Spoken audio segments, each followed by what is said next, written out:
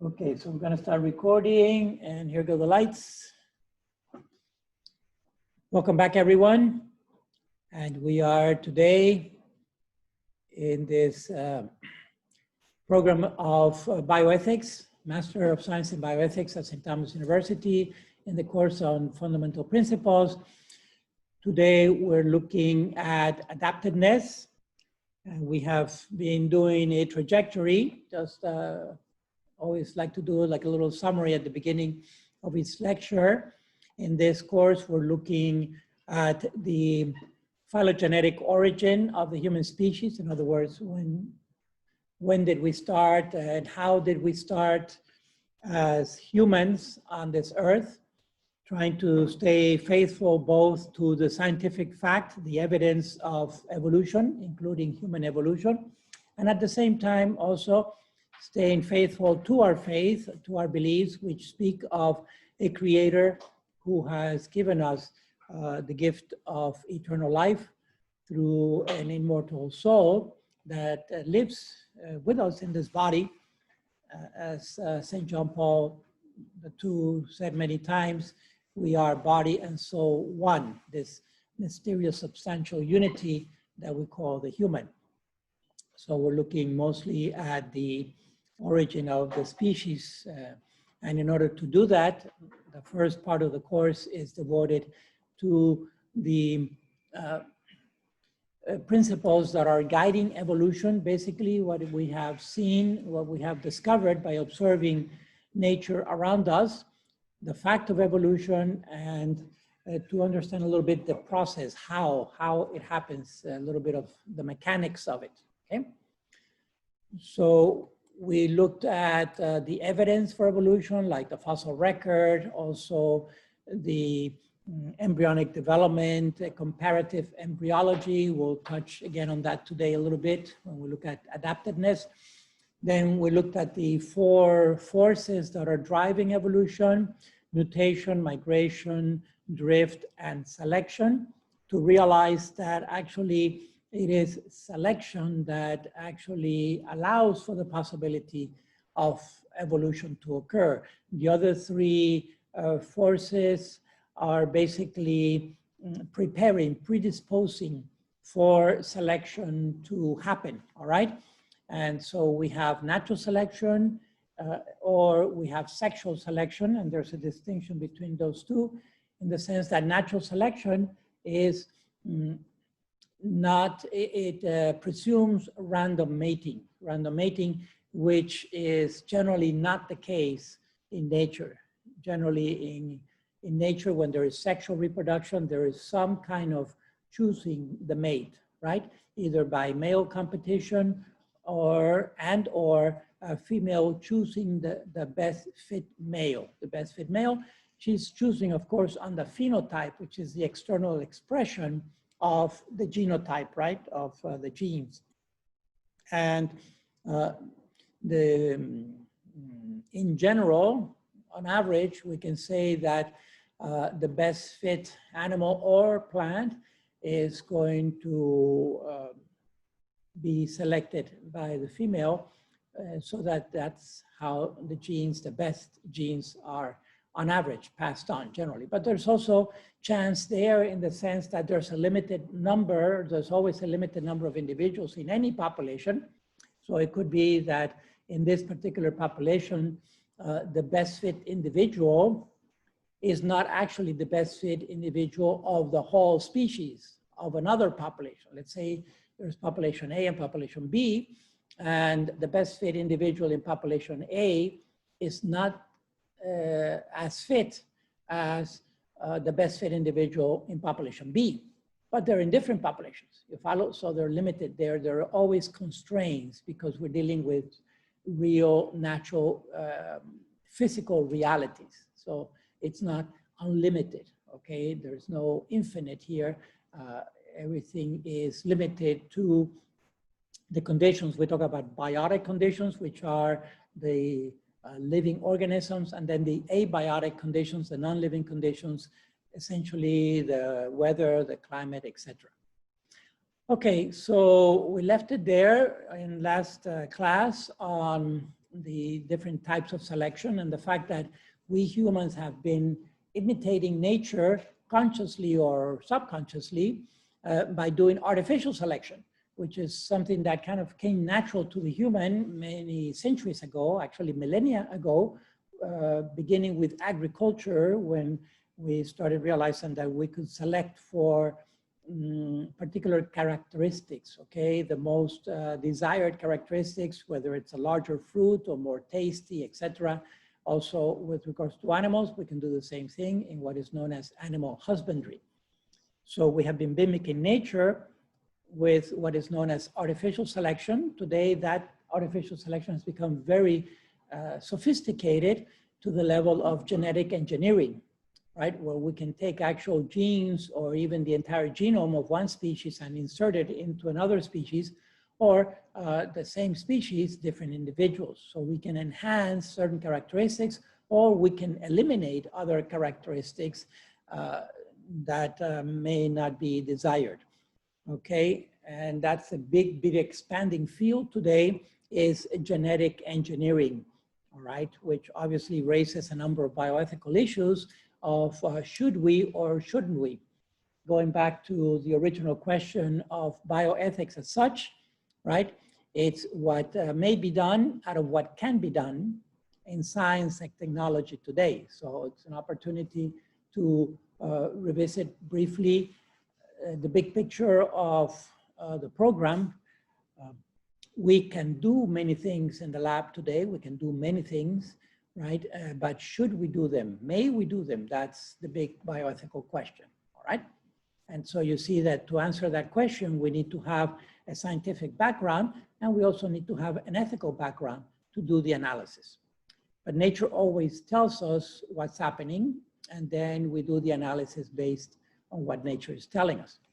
Okay, so now we're going to move to the next chapter, which is chapter 7 on Meyer. And my apologies, I forgot to remind you to read chapter 7, but it's a logical one after chapter 6, right, on selection.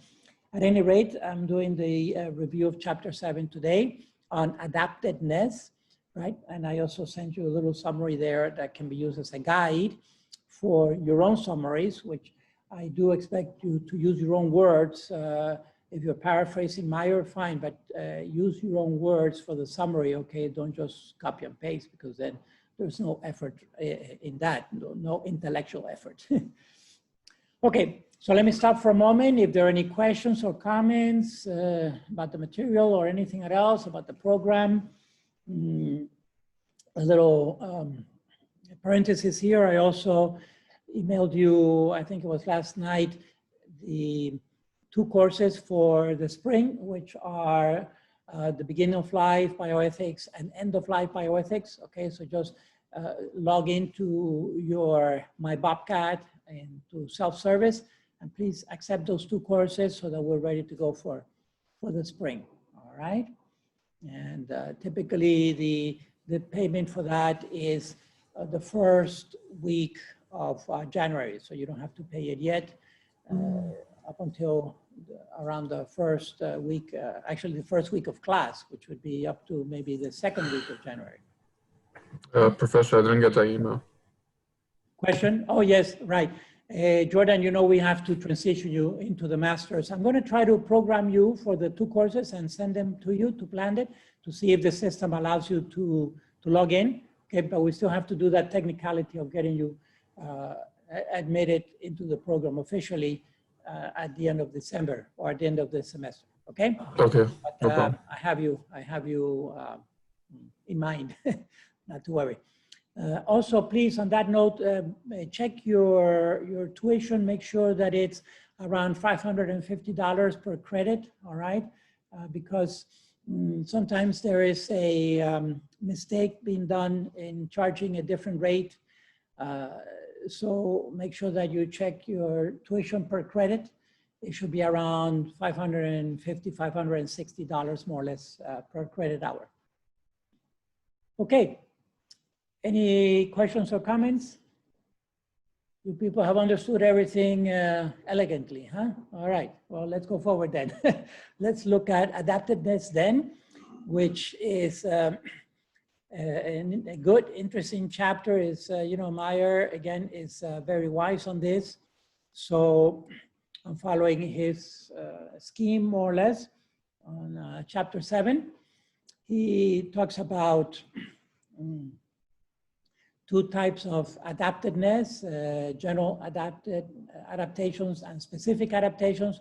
We'll get there, but first, in the bigger picture, when we look at nature, okay, when we look beyond these walls out into nature that surrounds us, wherever we look, we see animals, plants, fungi, bacteria, anything, any living organism seems to be very well adapted to their environment, very well adapted, all right? For example, if they're fish, they have gills, so they can actually extract oxygen from the water.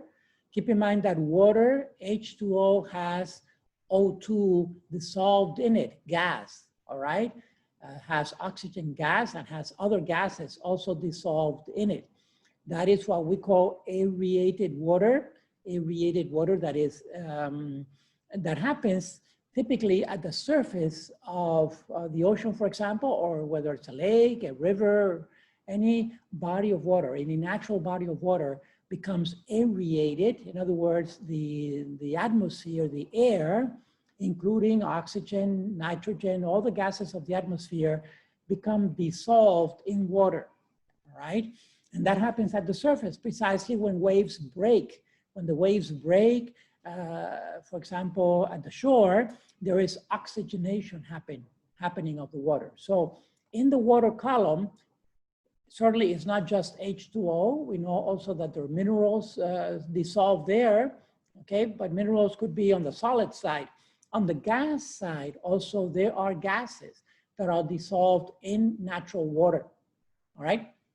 And if those gases were not dissolved in there, then they couldn't be any life in the oceans or in lakes, rivers, because these animals and even plants that live underwater need to metabolize, they need to respire, they need to breathe at the cellular level, okay? And that breathing occurs by burning glucose. Glucose is burned with oxygen, so it's an oxidation reaction. I'm taking you to the molecular level. But when we back out to the level of the organism, it means that aquatic organisms, whether they're marine or freshwater, they need to breathe. And they're breathing oxygen. And so the gills are an excellent adaptation for living in water and literally sucking out gas, sucking out oxygen from the water column into the capillaries, into the circulatory system of the fish, okay? So that is an excellent adaptation for living in water. We couldn't do that because we don't have gills. We have other characteristics for living on land. Also, we consider birds, for example, are very well adapted to flight because their four limbs, their forward limbs, are adapted to flight. They have what we call wings, okay? They also have the hind legs, the hind limbs are legs, but the fore limbs are F-O-R-E, they are adapted into wings. It's a super adaptation because compare a wing to a leg, all right, or an arm. The wing is the anatomical equivalent of the arm for humans. And you can see that that is an excellent adaptation for these animals to flight, right? To be able to conquer air and actually literally move through the gas of the atmosphere. We see reptiles, for example, and reptiles are also adapted with 4 legs, but in addition to that, they have scales, for example, to protect their bodies. And these scales are throughout the entire body, and it offers great protection. Even marine mammals have adapted to the point that because they are mammals, they have lungs, right? They don't have gills, they have lungs, and they have to breathe air from the surface. So their nostril, their nose has moved to the top of the head, all right, to the top of the head. And that's what we call the blowhole in marine mammals, which are whales, dolphins, etc. Their nostril has moved up to the top of the head through evolution. And that adapts them very well to living in water. For humans, we have also adapted a very special characteristic, which is called bipedalism. In other words, even though we are tetrapods in the fact that we have 4 legs, 4 appendages, 2 forward limbs and 2 hind limbs, right? We only use the hind limbs for walking, for locomotion, which allows us to freeze the 4 limbs, freeze the forward, the arms for tool making, basically, for making artifacts. And so we are the only species that has these artifacts. You can see these group of youth here with all kinds of artifacts hanging on them, right? And using their forward hands. If they were walking on 4 legs, this would be impossible to do. Okay, so this is an excellent adaptation for a quantum leap in evolution, which also generates a synergism between the hand and the brain to become ever more sophisticated with tool making, to the point that now we have tools that make tools, and that is unique in nature. And that has also stimulated our brain to get larger and larger, to the point that we have 2 to 3 times larger brain capacity, cubic centimeters, than the closest relative, which is the chimpanzee, 99% homology gene, genetic homology, okay? So adaptedness, it would seem that every living organism that we see out there in nature is perfectly well adapted to its particular environment. However, be careful and beware, Meyer makes the point, they are not as well adapted as one would think. When we start looking in detail, that adaptation is not really as ideal as we would think. In other words, there are going to be constraints and there are going to be deficiencies and limitations in every single adaptation that we see, okay?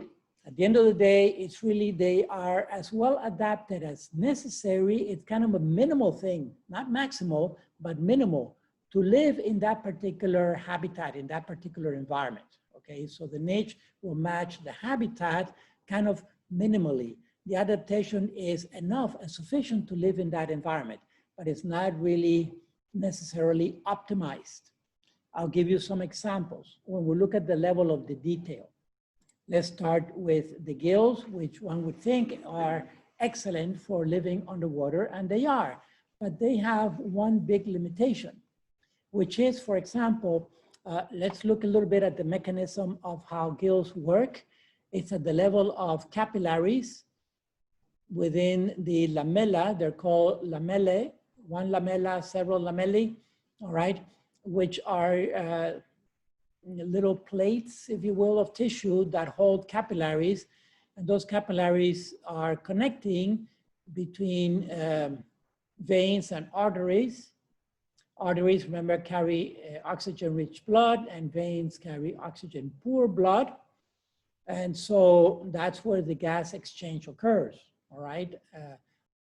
The veins will bring CO2 to be released from the capillaries out into the water column. And at the same time, in those capillaries, oxygen will be picked up, oxygen gas, diatomic oxygen, O2, that is dissolved in the water column. That O2 is absorbed into the capillary to go into the arteries. And that is done by diffusion, because gases diffuse passively through a membrane. The diffusion has to be from higher concentration to lower concentration, all right? Which means that there has to be a relatively high amount of oxygen, high percentage of oxygen in the water column.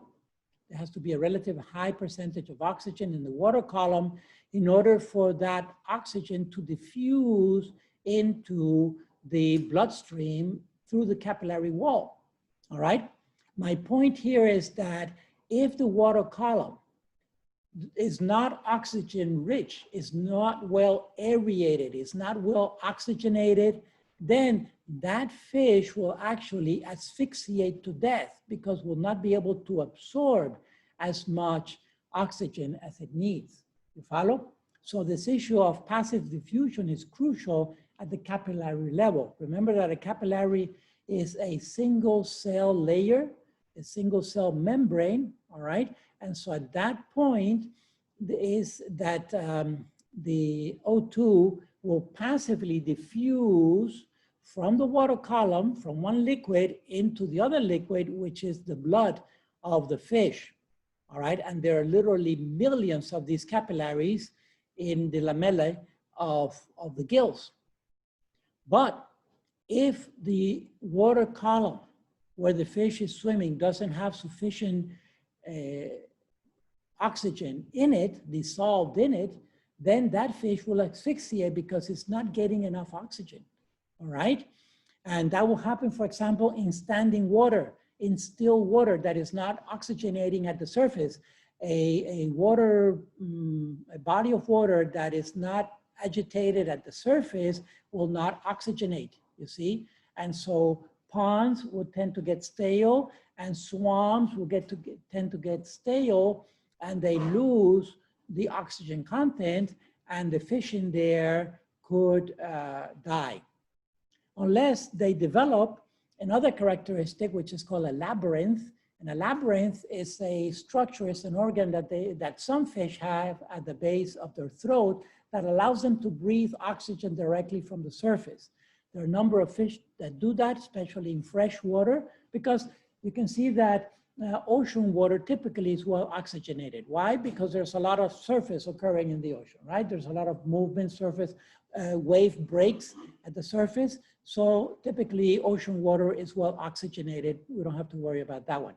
It's in fresh water, especially standing ponds and standing swamps, water that doesn't move at the surface too much, there will not be enough oxygen. So fish that live in those environments have adapted with this labyrinth on their throat that allows them to breathe from the surface.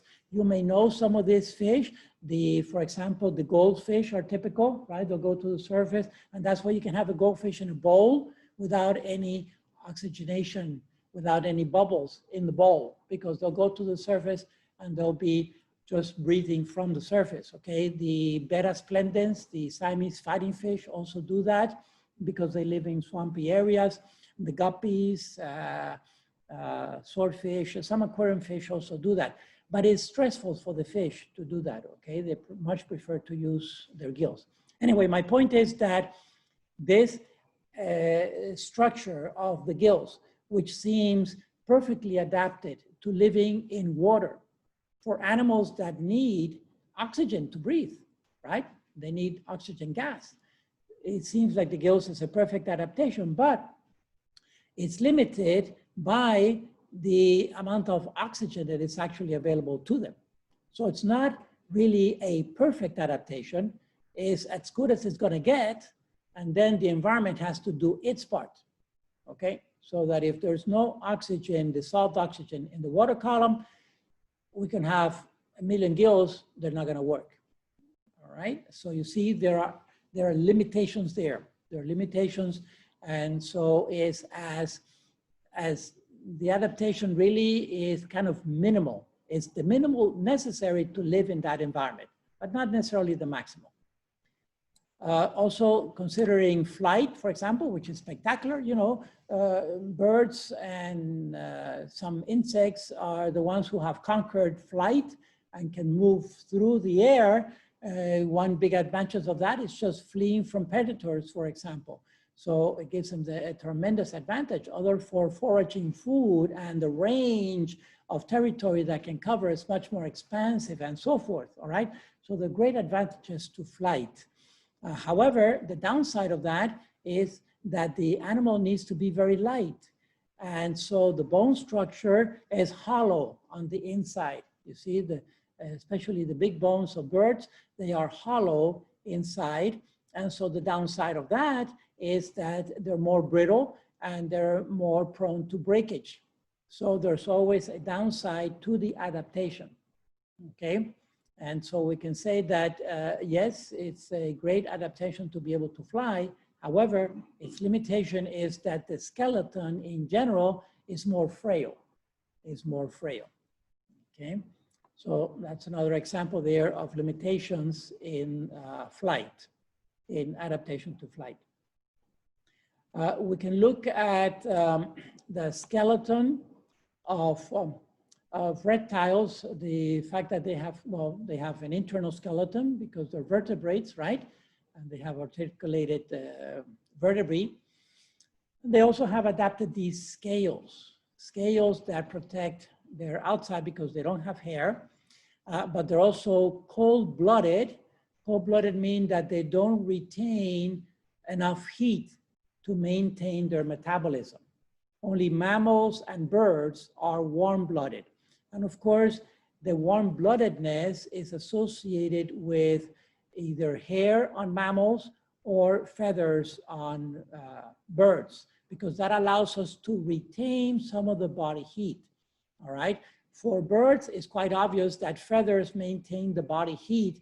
The result of metabolism that I was talking about, the oxidation of glucose, in addition to generating energy, the chemical energy of recharging the ATPs, there is also heat that is lost because it's a burning reaction, right? It's oxidation. When we burn glucose in our body through metabolism, we generate heat. For example, that's why we get heated up when we do an exercise. We're jogging. This morning was a bunch of teenagers running around the forest there. They were doing some jogging, some track and field meet. Well, they generate heat. We generate heat when we burn glucose, right?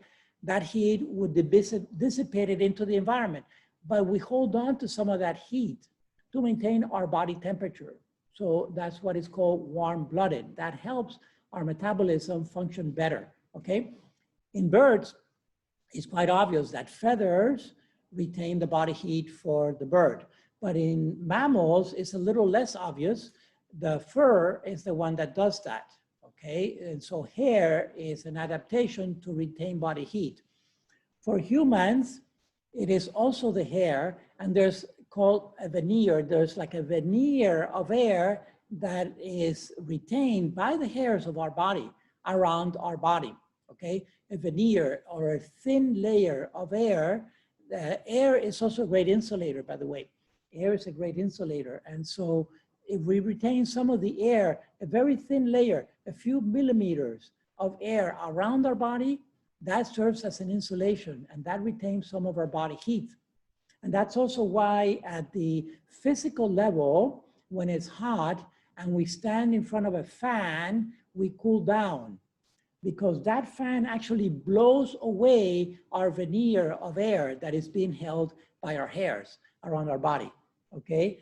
That little layer of air that serves as a natural insulator with a fan or with a breeze is blown off our bodies. And that's why we feel cool, because it literally blows away some of the heat that we retain. Of course, we have lost a lot of hair because we have gained another artificial adaptation, which is unique to the human. And I'll use this again toward the end of the course, a unique adaptation that we have developed through, I don't know if it's actual artificial selection or not, but it's certainly something artificial, which is clothing. No other animal wears clothing, okay? And so by wearing clothing, we have little by little lost our hair, and we have replaced it with clothing. Interesting. Okay, but back to the reptiles, which are cold-blooded. That's one disadvantage of having scales. Scales are great protection, all right, but they don't retain heat as well as feathers or hair. And therefore, reptiles are called cold-blooded, which means that they need to sun themselves periodically so as to gain some warmth for metabolism. Okay, so turtles need to come out to the surface to warm themselves. Lizards and snakes also need to come out and sun themselves to get warm. Well, the disadvantage of that is that it exposes them to UV radiation, and they're also more susceptible to predation, to being eaten by another animal when they're out sunning themselves. Turtles in particular, for example, when they come out to sun themselves, and they start getting dry from the sun and the heat, okay? They also become lighter and more buoyant. And so what happens is, if there's a predator that's coming and the turtle has been sunning itself for quite a while, when they jump into the water, they have more difficulty getting down below the surface because they're more buoyant, okay? They tend to float more. So it's also a behavioral disadvantage to have to come out to sun themselves, because it literally makes them a little slower to bury themselves into the water and more easily caught by a predator. And turtles are hunted by other animals, typically mammals that would eat them. I have a question. Yep. So what happens in those times when the reptiles, winter comes? Yeah. And like, for example, some crocodiles, they're able to survive like frozen underwater. Yeah. Or iguanas too. Like, how do they manage that? Yeah, in the winter, when we get the strong winters here, what happens to the iguanas, which by the way are invasive, they fall off the trees. They drop off the trees as they were dead, but they're not dead. They're actually frozen, not totally frozen. What happened is their metabolism has slowed down to a minimum, just basically to keep the heart alive and pumping at a very minimum. But if they warm up, they'll kind of resuscitate, they'll come back to activity, all right? I don't want to say they come back to life because they're never dead. But they essentially hibernate, they go into hibernation. And the reptiles that live up north, in the wintertime, they typically bury themselves, like in the fall season, they'll try to eat a lot, and then they have reserves in their body, and then they'll go into dens underneath, typically holes that they dig on the ground, and they bury themselves there, and they hibernate. Hibernation means that the metabolism is brought down to a bare minimum, just barely to keep the tissue alive, and especially the vital organs alive, but with no real big activity because the animal is not moving. And it also happens to a number of mammals, typically like many mammals hibernate in the wintertime, bears and so forth. And so when they come out in the spring, they're all hungry, they're starving because they've used up all their body fat, okay? And so now they're very hungry. So the springtime is a very active time for animals up north because they're coming out of hibernation. The hibernation happens in animals, and it also happens in plants that are deciduous, the ones that drop their leaves. In the winter time up north, many trees, they drop their leaves, and they're just the branches and the trunk and the twigs. The tree looks dead. If a tree looked like that down here in the tropics, that tree would be dead. But up north, they're hibernating. Their phloem, their xylem, their sap slows down to a bare minimum, almost doesn't move, but they're not dead, okay? They're not dead. They're in another state, and we'll talk about this for humans later when we talk about freezing human embryos. It's called suspended animation, suspended animation. Not dead, but the metabolism is at the bare minimum, just to keep the vital organs alive, but not moving, okay? Okay. Okay, also for humans, bipedalism, you think it's a great advantage, and it is a great advantage to free up the hands, but the disadvantage is that we have a forward moving knee. In other words, really for moving forward, for locomotion, all right, it's more efficient, it's known to be more efficient, the backward bending knee, like in birds, all right? And you notice that birds, typically they have a backward bending knee, all right? Whereas we have a forward bending knee. And physically, by the laws of physics, it's easier for the body, it's easier for the legs to move the body forward with a backward bending knee. Think about it functionally, it's like a spring, because with a backward bending knee, all right, the body is being sprung forward. It's being sprung forward. But with a forward bending knee, the body is being pulled, is being hauled forward. All right, and so it's more effort actually. It's more effort to hold. I don't know if you've ever carried a backpack on your front instead of your back, all right? And sometimes it's easier actually to carry the backpack in the front of the chest instead of the back, all right? Actually, the ideal is to have one on the back and one on the front to distribute the load. But my point is that by the laws of physics, it's less effort to move a body forward with a spring mechanism of a backward bending knee than it is to drag it forward with a forward bending knee, okay? That's by the laws of physics. However, this is a functional thing. I also need to clarify that birds, this is not the knee of the bird. Anatomically, structurally, this is not the knee of the bird, okay? This is actually the calf. So let's look at the skeleton for a moment. Even though it functionally is functioning as a knee, right? It's functioning as a knee because it's the big bend on the leg, just like our knee is the big bend on the leg, functionally. But structurally, it's actually a calf. Look at this. Let's start at the hip, which is here, all right? This is our hip, and this is the bird hip. Then the first bone out of the hip is the femur. This is the femur on the human, and then comes our knee, right? Look at the bird's femur. The bird's femur has reduced, has become shortened, so that the next bone on the leg is the tibia, which is here. And here's our tibia. And the little second bone that we have on the back here, that's the fibula, okay? Tibia and the fibula, forget about the fibula for now. Let's look at them as a whole. Tibia and fibula together is the second part of our leg, okay? Here's the fibula, here's the tibia for the bird. So you can see that the knee is actually embedded inside the body of the bird, okay? So I don't know. I suspect that the strongest are going to be here in the leg functionally, because also the thigh of the bird is it tends to be a very large muscle, right? The thigh, which is the drumstick, for example, for the turkey or the chicken, all right? But consider this. What is, then comes the tarsus. The tarsus are, for us, on the foot.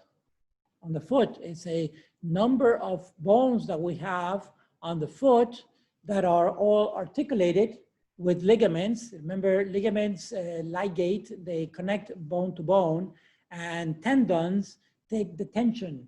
Tendons connect bone to muscle or muscle to bone, all right? So skeletal muscles are connected to bones by tendons because they take the tension, the pressure of moving the skeleton. Ligaments are the ones that ligate. Ligaments are the ones that connect bone to bone. So the tarsus, the tarsi bones are a series of bones that we have just like the ones on the hand. The hands are the carpals and the feet are the tarsus. All right, so what is happening on the bird is that one main tarsus has developed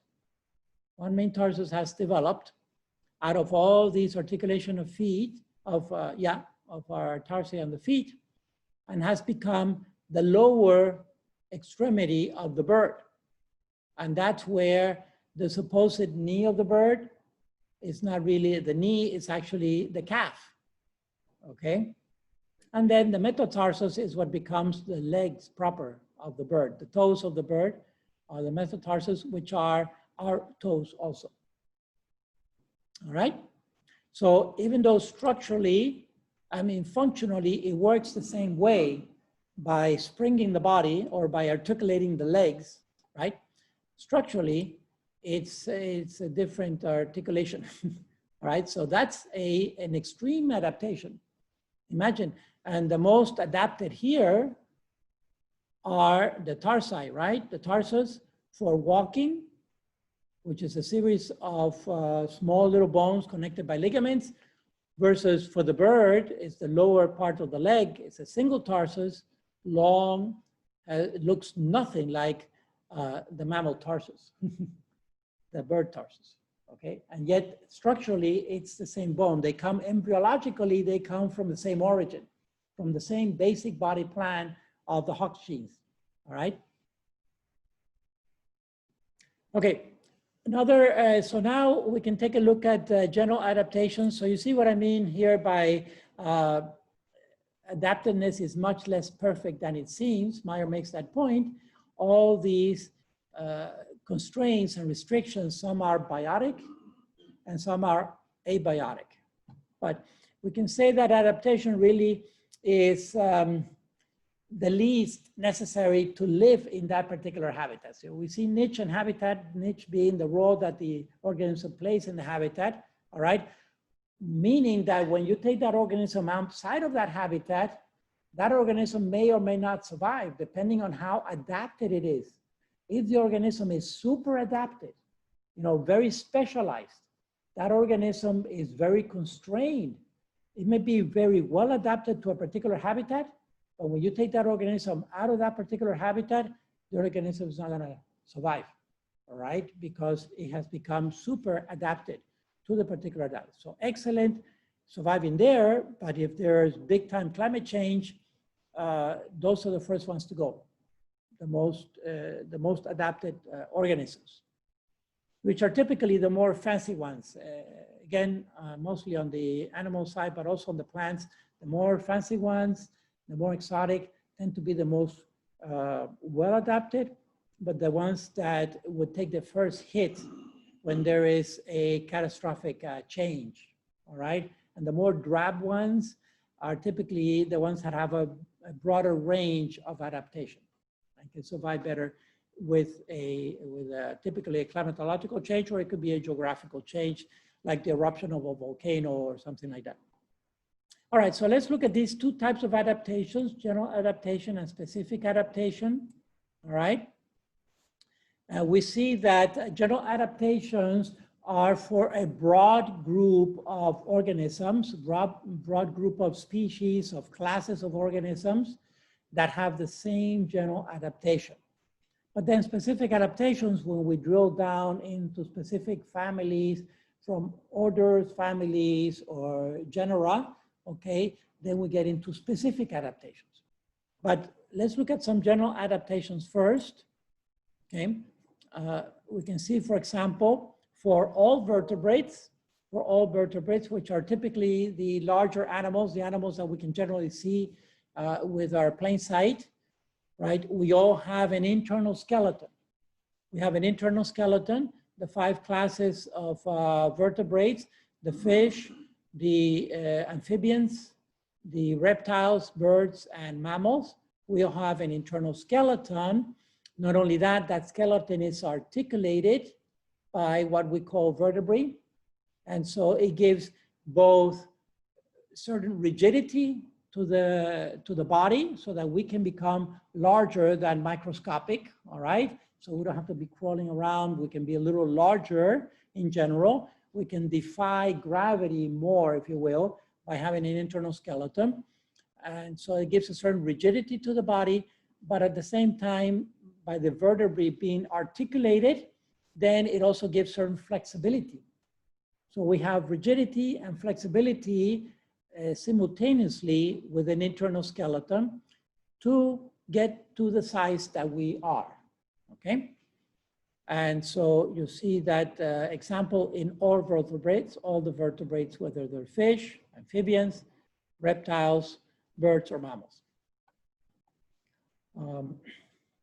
Then we can see, for example, in non-vertebrates, okay, the invertebrates, which is that other large group of phyla of organisms, some have an external skeleton, which are the arthropods in general. Okay, this is a very large phylum of animals in nature. They are terrestrial and they're also aquatic. Some are freshwater, some are marine. Arthropod is a compound word, meaning articulated legs. Pod, podia, is leg, all right, or appendages. And arthro is that they are articulated. So arthritis is the pain in the joints, in the articulations. They have an exoskeleton, meaning it is a skeleton that is on the outside. It's basically chitin, which is a protein that they secrete themselves. The skin secretes that. And so they give the exoskeleton gives them rigidity. But the downside is that it constrains their size. It constrains their size. So in order to grow, they have to mold. They have to mold. They have to shed their skeleton and come out of the skeleton, typically by a crack in between the thorax and the abdomen, and the whole animal will come out through that crack, all right? And at that point, it is very vulnerable because that animal will be soft. I don't know if you've ever tasted soft shell blue crab. It's delicious. Soft shell blue crab. It's very popular, like in Louisiana, in New Orleans, and that area. Also, it's somewhat popular here, but it's hard to find. There are actually nurseries that cultivate blue crab, all right? And here's a blue crab, jaiba in Espanol, la jaiba, and it has these pointed spines on the cephalothorax. Some animals have a head, a thorax, and an abdomen. Some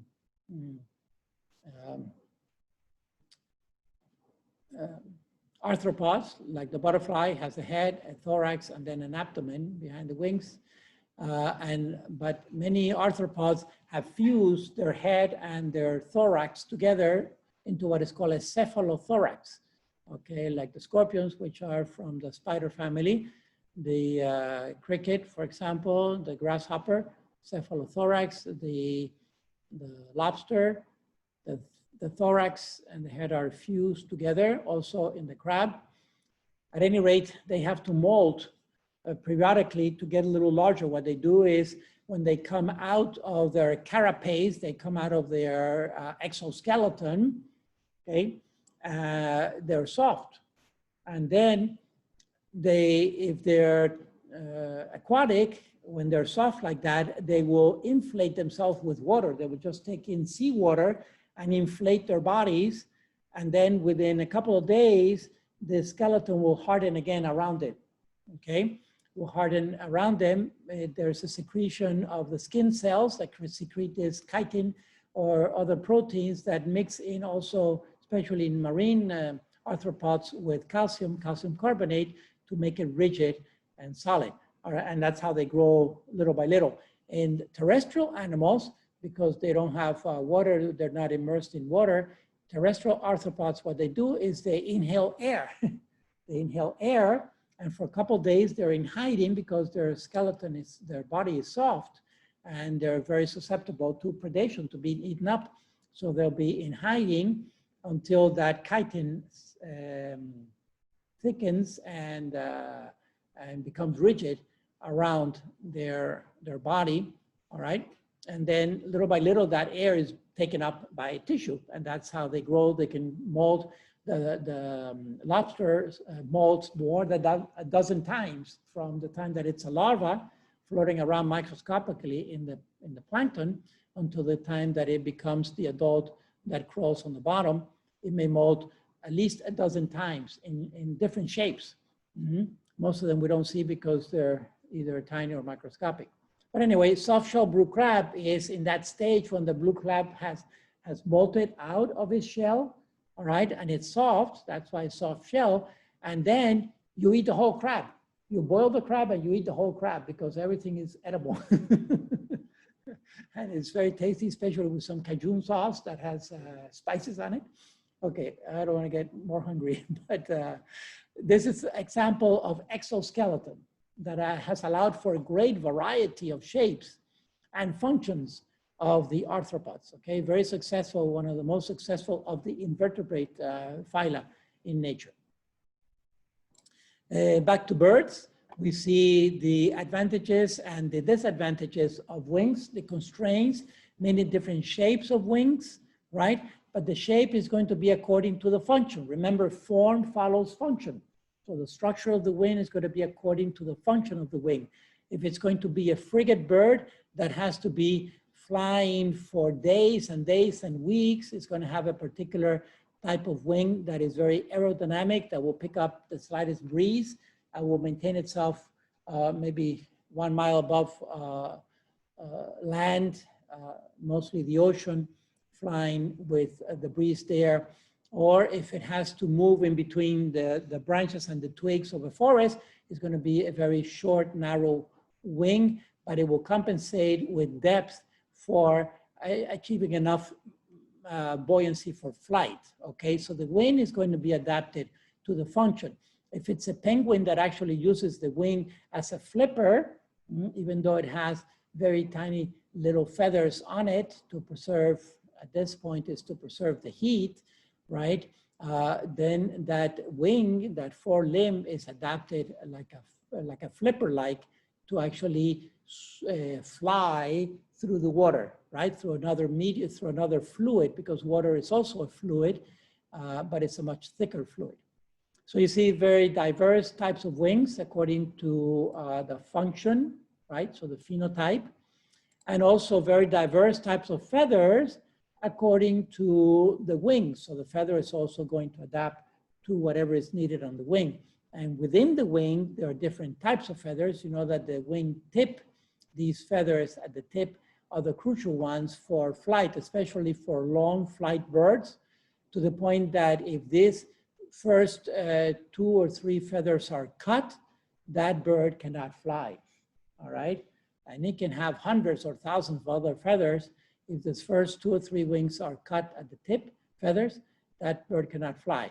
And sometimes that's done or used to be done to pets, bird pets like the macaw, the big guacamaya, right? If this, you can see here that slight little bend on the tip of that feather is the one that allows the bird to navigate through the air elegantly and be able to land on a branch. But if that tip is cut, the bird can't fly. So super adaptation, very extreme adaptation that has allowed them to conquer the air.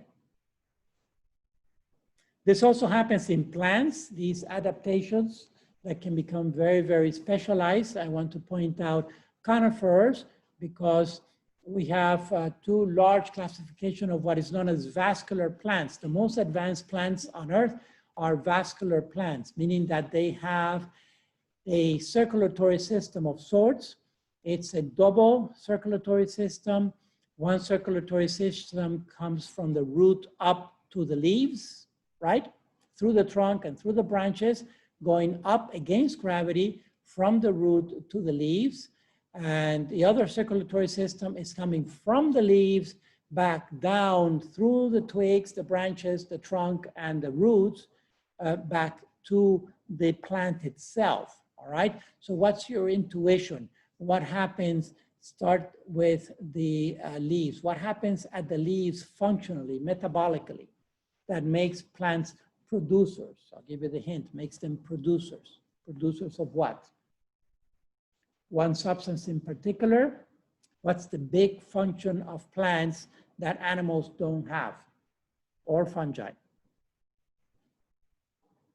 Photosynthesis, right? That's why they're producers. Why are they producers? Producers of what? What is the product of photosynthesis? 2 products of photosynthesis. Oxygen. One is a metabolic waste, and the other one is the real thing, the real McCoy. What are the 2 products of photosynthesis? Oxygen and glucose. Exactly, oxygen and glucose, right? Oxygen is a metabolic waste for plants. O2, diatomic oxygen, gas. And that metabolic waste becomes what? Are essential for animals to be alive because of respiration, which is the opposite of photosynthesis. Cellular respiration uses oxygen to burn what? To burn glucose that the plants produce. So we are consumers, specifically we animals are consumers of the glucose that the plants produce. So anyway, back to photosynthesis, and that's what makes plants green, right? Because photosynthesis physically, again, there's no magic.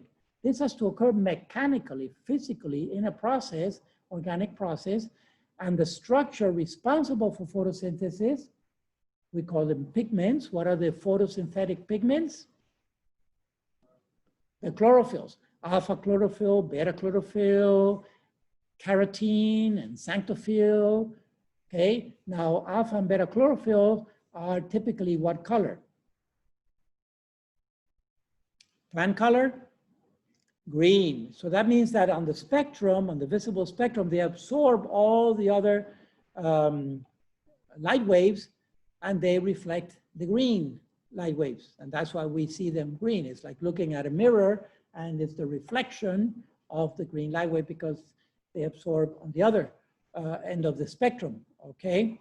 But they also have other pigments that are there, but we don't see them naturally unless they become super abundant. So carrots have what kind of pigment?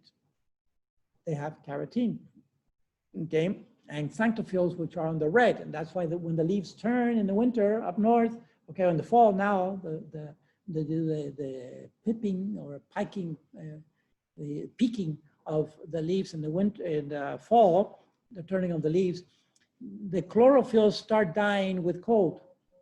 The cold starts killing the alpha and the beta chlorophyll, so they die off and degenerate, but the carotenes and the xanthophylls are still there. They survive a little bit into the cold, a little bit more. And so what happens on a leaf up north in the winter, it has so much alpha and beta chlorophyll that normally we see them green. But when those alpha and beta chlorophyll pigments start to die and degenerate, then what comes out is the carotenes and the xanthophylls, which are, carotenes are orange, right? And the xanthophylls are reddish.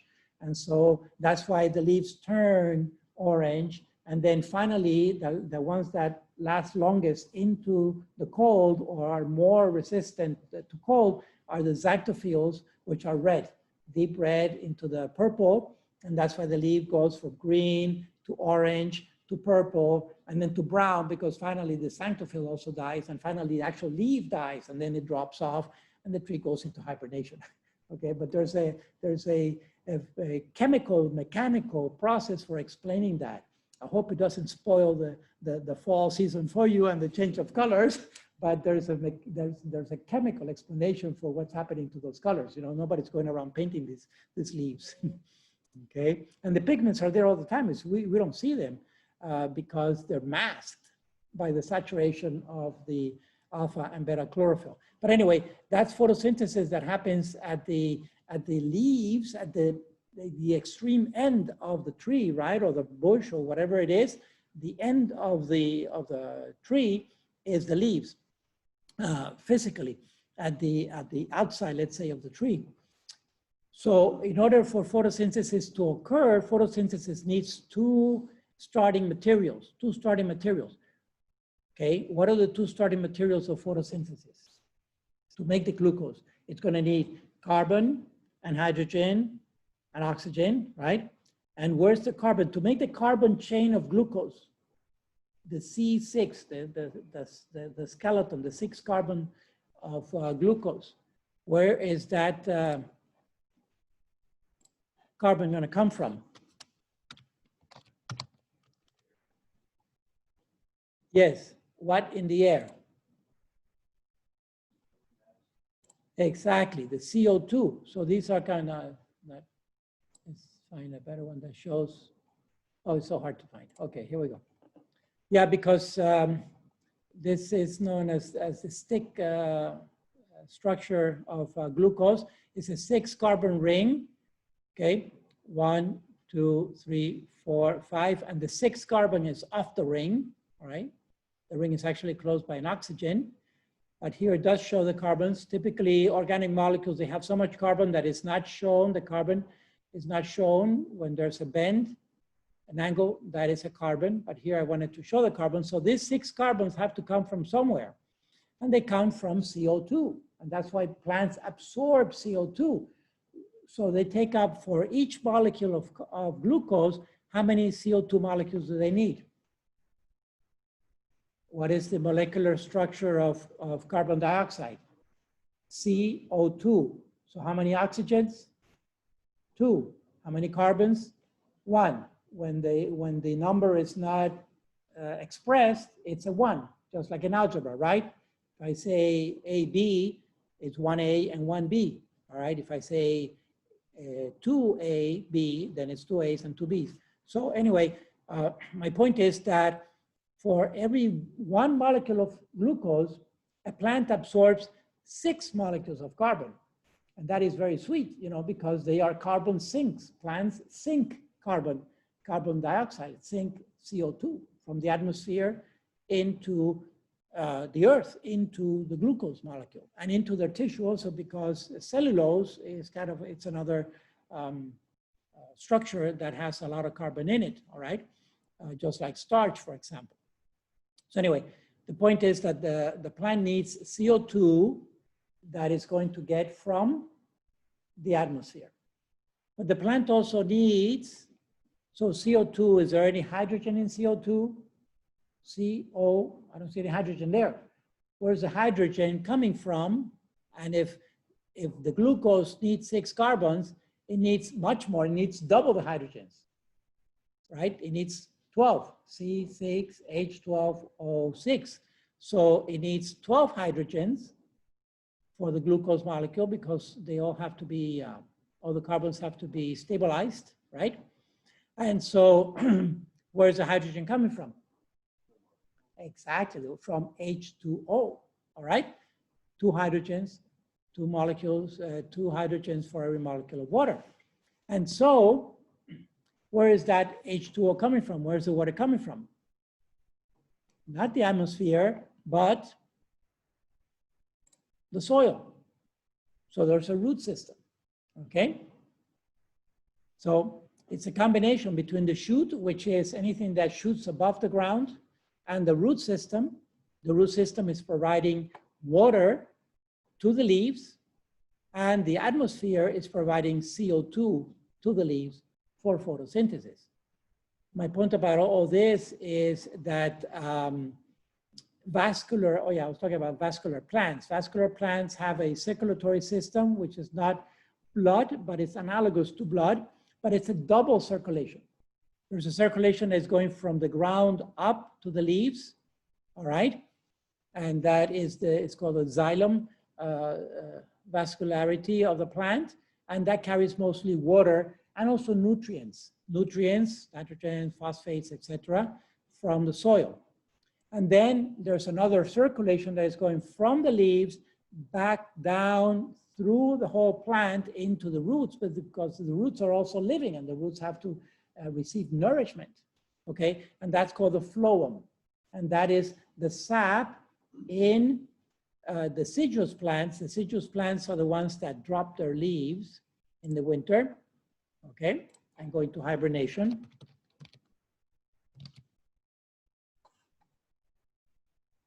Anything deciduous, anything that's dropped. For example, our teeth, the baby teeth, oh, look at that. The fall season, okay? See the leaves turning there, the carotenes and the xanthophylls are showing, and the alpha and beta chlorophyll are dying. All right, so deciduous trees, yeah, it shows in the fall, but they should show one in the winter when it's all barren. Okay, well, here it is. Summer and winter, right? This thing looks dead. If this thing happened, if something like this happened to a tree down here, we'd cut it down. But up north, don't cut it down because it's still alive. That is actually the same tree. It's a photograph. Interesting. They took this in the middle of the summer, and they took this in the middle of the winter. And you see how the trunk matches up. Anyway, the thing is that in the winter they hibernate, they drop their leaves, but they're still living. The phloem slows down to a very minimum because it becomes thick. However, my whole point about this preamble was to get to conifers. Conifers are super adapted to the winter. okay? Now, conifers are also known as pine trees because they produce pine cones, okay? And now the pine cone is the reproductive structure of the plant, just like flowers. So the pine cone is analogous to a flower in deciduous plants, okay? So let's look at this. There are three basic adaptations of the conifers that allow them to live and continue to function throughout the winter. First of all, they have needles instead of leaves. Think about it functionally. If it's snowing, a leaf would accumulate a lot of snow, right? And snow is heavy. That's why flat roofs up north, you see the roofs are very steeple shape so that the snow runs off, because a flat roof will accumulate a lot of snow, and snow is heavy because it's water. Water is very heavy, and it can collapse roofs up north if the thing doesn't run off, if the snow doesn't run off. So the same with the leaf. If the leaf starts accumulating snow, it will snap and break, all right? And so the needle accumulates very little snow. Mm-hmm. And it's an adaptation, it's an extreme adaptation for snow for winter. Number two, they have cones instead of flowers. Imagine a flower in the midst of the winter or even the fall. It's too cold, it would burn up. The winter would actually, the cold would burn the flower because it's delicate tissue. By the way, flowers and cones, they are adapted leaves or needles. It's a super adaptation. You know that the flower is the reproductive structure of the plant, but those petals and sepals are adapted, super adapted leaves, all right? You can see that also. So think of adaptedness in plants. It's very interesting. When you look at the structure of flowers, let's see one from, oh, this one. Okay, the first ones out here are called the sepals, and then these are called the petals. But you can see that the sepals, which is like a little crown, green crown underneath the flower, all right? For the rose, for example, these first ones here that are actually part of the rose, these look very much like leaves, and they are leaves, and typically they're green, all right? Some flowers have them, other flowers don't have them. They have degenerated. Here, for example, these are the sepals, they're green, they're part of the flower. But then the petals, people don't realize, but petals are adapted, oops, sorry, wrong click. They're super adapted leaves, the petals, okay? And they are different color because they have become super saturated with the carotenes and the xanthophylls in different proportions, and that's how they make the pattern. Typically, there's some kind of variation on yellow, orange, or purple or violet, because it's that end of the spectrum that they're reflecting, okay? Not only are the petals super adapted leaves, but even the stamen and the pistil inside the actual reproductive organs themselves, the filaments, the stamen being the male part and the pistil being the female, right? So these, this is the stamen. It contains the pollen, which every pollen grain contains 2 sperm cells inside. And then the pistil is the stalk in the middle of the plant, in the middle of the flower. At the center of the pistil is the ovary, where it contains ovules, or it contains eggs, right? To be fertilized by the pollen grain that falls on the top here. And then the first sperm cell generates a tube. The first nucleus, sperm nucleus, generates a tube that comes all the way down here. And then once that tube is formed, it's kind of like an elevator. Then the second sperm nucleus comes down the tube and actually fertilizes the egg inside. Okay, so my point is that the flower is super adapted leaves. Talk about adaptation. You know, the stamen, the pistil looks nothing like a leaf. And they are, their origin, embryologically, they come from like super adapted leaves. Okay, you can see that the sepal is very similar to a leaf. It's actually a leaf, and it's photosynthesizing, and the flower itself is also photosynthesizing a little bit. That's also why you see orchids, typically the flower tends to the light and the roots tend away from the light. Why would the flower of an orchid tend to the light? Because it's photosynthesizing in its colors, in its own colors. Anyway, those are adaptations. For the conifers, a flower up north would be burnt up by the dry, cold weather. And so they have adapted scales instead of petals, all right? But these are also super adapted leaves, needles, believe it or not. They have a common origin, basically, at the embryonic level. So scales instead of petals. But inside the cone, literally at the base of each petal, at the base of each scale will be an ovule, will be an egg waiting to be fertilized by the pollen that is put out. So yes, there are male cones and there are female cones. Typically the cones that we see are female cones, but the male cone, let me show you a male cone here. A male.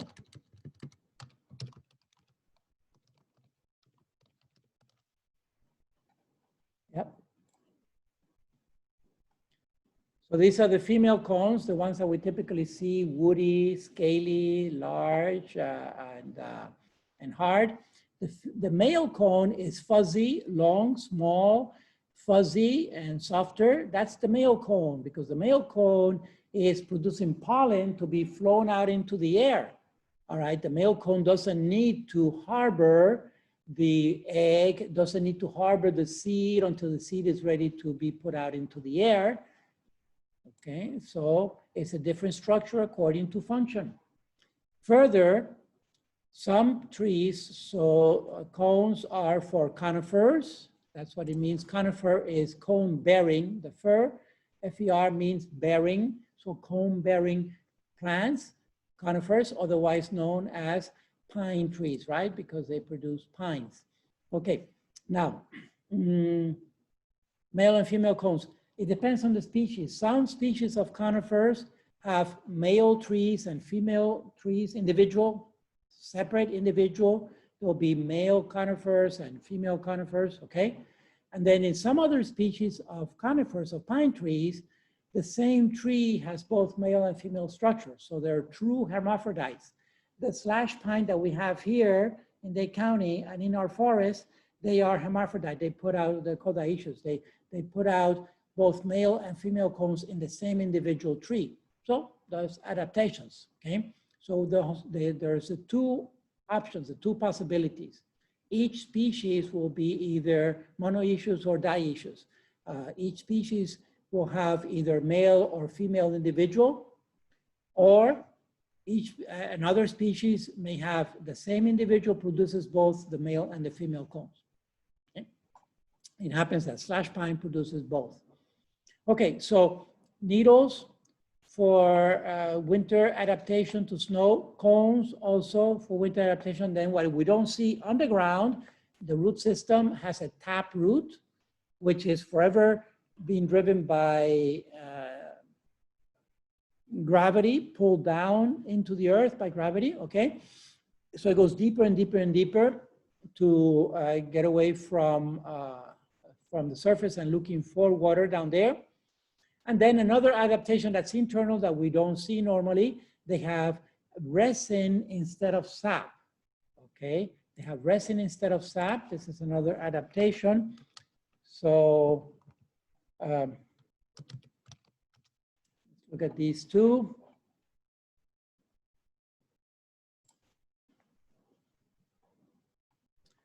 Okay, resin is much thicker, has very little water content, and is much thicker.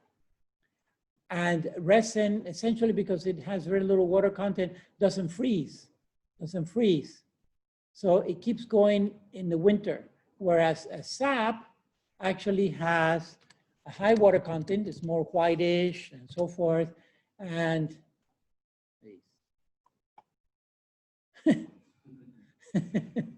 okay, how about tree sap? The real sap. Okay, no, giving me this. Well, I guess they want the real name, phloem.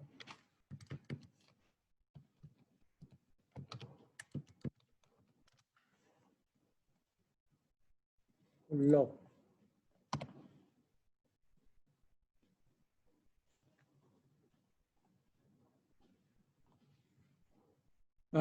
Still, it doesn't give me the substance.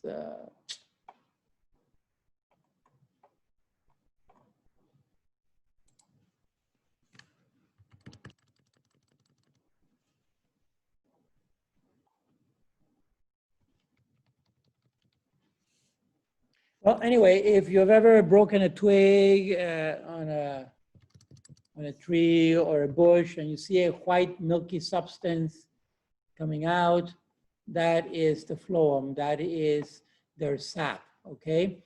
And it's high in water content, it's whitish, and it tends to freeze in the winter or slow down to a bare minimum. So that's why, that's also why conifers are also called evergreen, because in the winter they don't freeze, okay? So in the winter they don't freeze.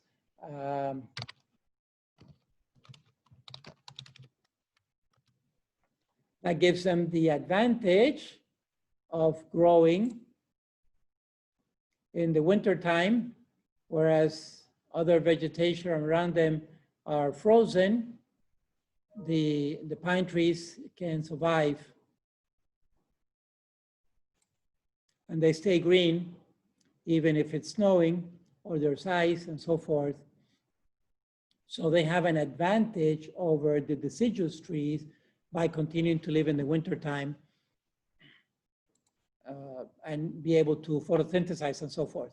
Now, having said that, generally conifers are also slow growing in general as compared to deciduous trees.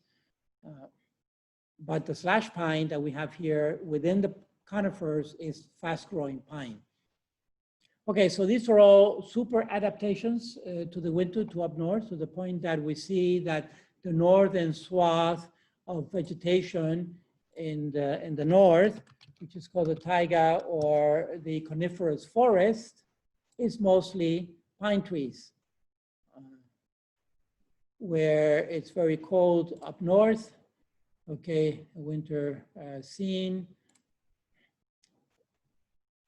These are it's the biome of the winter up north of the environment is mostly conifer, huge conifer forest.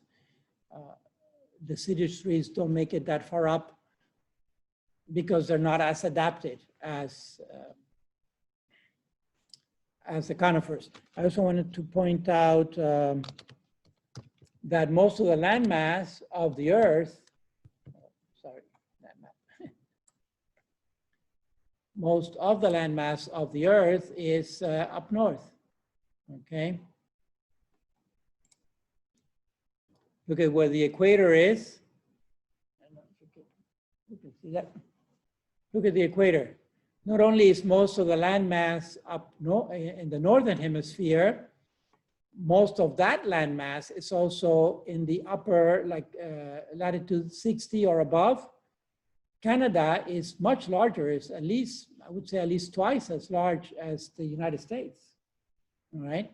And most of Canada is uninhabitable, what is called the Northern Territories. If you look at a photograph satellite of Canada at night, you see that most of the population is right on the border on the south, and it really marks the boundary, the border, okay? Because the Northern Territories of Canada is too cold, too gruesome, uninhabitable. Greenland is basically one huge ice sheet. There is some population at the edge of Greenland, but then Siberia, northern, which is Russia. Russia has about 12 time zones, all right? Half of the world spans half of the world. Most of the landmass is up there. And that's all coniferous forest. The green, that's mostly coniferous forest because of their adaptation, very, very well adapted to the north. But if it gets warm, predictably, what's the only pine that's going to survive? Dade County / pine.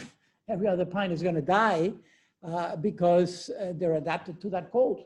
It will become too warm for them in the tropicalization of the earth. These forests typically, predictably, will be lost. Okay, enough said. Large general adaptations for large groups of plants and animals.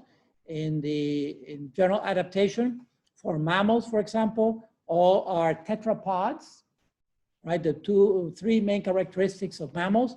We're all tetrapods, but we share that characteristic also with reptiles and amphibians, for example, and with birds.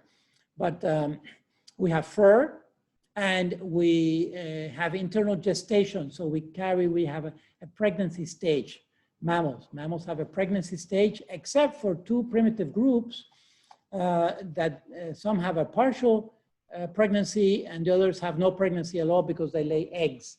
All right, so the ones that carry a true pregnancy, they're called placental mammals, which is the vast majority of mammals, because they develop a placenta inside their mother's womb, inside the uterus. Whereas marsupials have a partial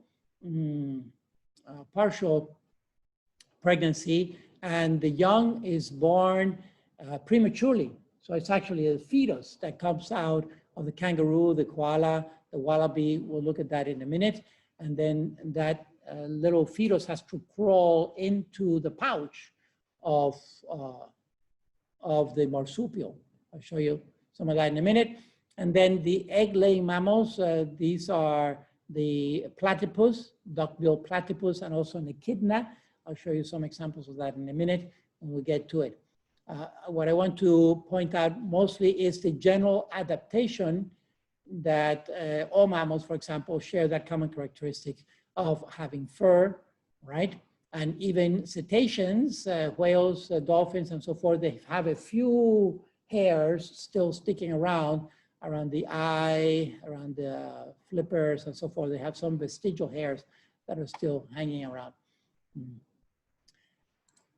General adaptation as opposed to specific adaptation.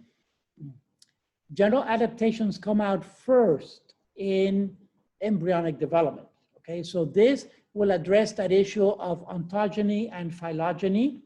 Remember, phylogeny is the development of the entire phylum. Geny, a reference to genesis or origin, okay? Of the entire group, of the entire phylum.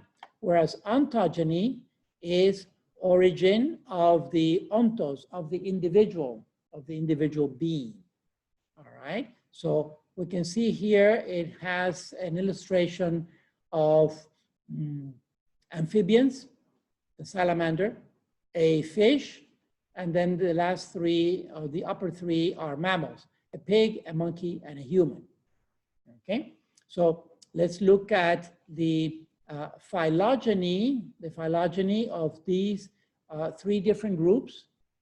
We have a group of amphibians in the salamander, we have a group of birds in the chicken, and we have a group of mammals in these three representatives, the pig, the monkey, and the human. So there is phylogeny, there is different groups, the origin of different groups. We're talking about a common origin of the different groups. Another word for that is evolution, right? Common ancestor. We can see that ontogenetically,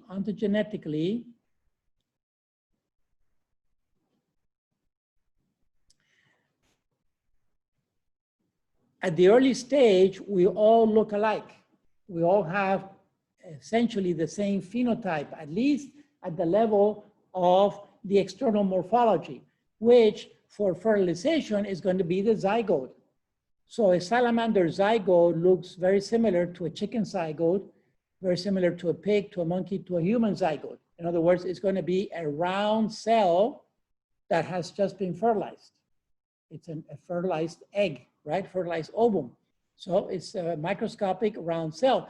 The only thing that may vary from the external morphology is just the size basically, and maybe in the lower invertebrates, you can actually see the nucleus a little darker. Then development will begin. first with the molura, then the blastula, then the blastocyst will implant, form the gastrula, and eventually we get to an embryo and to a fetus. So you can see as ontogeny progresses, as embryonic development progresses, what happens is that the structures become more specialized. Various structures become more specialized because they're going to support different functions. For the salamander to swim, for the chicken to fly, the bird to fly, and for the mammals to walk on either 4 legs or 2 legs, right? Tetrapods. So as ontogeny progresses for each group, more distinct characteristics come up, the specialized adaptations. So the generalized adaptations appear first. The generalized adaptations appear first, and that's where we share a commonality. Not only does the zygote look alike in all these different groups, but also the morula looks very similar for all these different groups, okay? Which is a cluster of cells. They're still all totipotential. So the morula looks very similar. It's a cluster of cells. And then little by little, these cells begin to specialize and look more distinct from each other, distinct, okay? So you see that early on, the more general characteristics are the ones that express. And then the more specific characteristics, the specific adaptations come later. And then that reconciles that saying that used to be around, ontogeny recapitulates phylogeny. Did we talk about that early on, right? That was the saying. I can tell you, even when I was in high school biology in Mexico City with the Jesuits, okay, at Instituto Patria, which is now defunct, unfortunately, closed down, but back then it was a Jesuit high school in Mexico City. My biology professor in the 60s were still talking about ontogeny recapitulates phylogeny. So it's as recent as half a century ago, more or less. But since then, especially with the onset of molecular phylogeny, molecular phylogenetics, and comparing the various species molecularly, okay, which with that level of sophistication, we realized that no, ontogeny does not really recapitulate phylogeny. In other words, strictly speaking, if we were to take that saying at its literally, okay, what it is saying that the chicken, for example, is first a salamander and in the early embryonic stage, and then becomes a chicken, and the pig is first a salamander and then a chicken and then it becomes a pig, so forth, you know, like it's absorbing the previous phyla, that we go through the previous phyla before we get to our phylum, but that is not true, that is not real. Rather, what happens is that in the broad sense, general adaptations come out first, manifest first, so we share common general adaptations. That's only pointing to a common origin, to a common ancestor, okay? So if we're gonna take that, the ontogeny recapitulates phylogeny only in the most broad sense of general adaptations, yes, we do share some general adaptations at first, a basic body plan, for example, the Hox genes and so forth, but then as those regulatory genes continue to do their thing in the embryonic development, then of course that individual becomes more and more specialized. But we never change species embryologically. We never change species. So we're the same species from the get-go, meaning from fertilization, and that's because of our genome. Our genome marks us and constrains us to a particular species. Another point, another way of looking at this philosophically, because we have to present arguments, credible arguments for the origin of life. When does life begin is the key question, one key question that we'll be addressing in the spring, you know, in the beginning of life bioethics. So how we answer that question will make a big difference ethically, bioethically, with consequences, real consequences in society. So it's very important to realize philosophically that there is never, we have never encountered on Earth unspecific life. What do I mean by unspecific life? Any organism that we see walking around, it may be new to us. I've discovered some little creatures in the forest that I've never seen before, all right? I saw what looked like a little leech one time crawling around on a very wet morning, but it was actually it was a Madagascar parasite that is also invasive, a little tiny guy, okay? But it may be a new organism that we have never seen before, but it's always of a particular species, always belonging to a particular species. So there's no unspecific life on Earth. There's not just any blob that is unspecific, that is a living blob, okay? It doesn't exist, at least we haven't found it. So life is always specific. Organic life on Earth, as we know it, is always specific, meaning belonging to a particular species from its origin, from fertilization. That's a very important argument that we'll illustrate when we get to the next course. Okay, maybe this is a good time to take a little break here because it's already after 11. And well, I still have a few slides to go, but let's see on the handout, we are here at the general adaptations that come first in broader groups of animals and plants and so forth, and even for the fungi and the bacteria.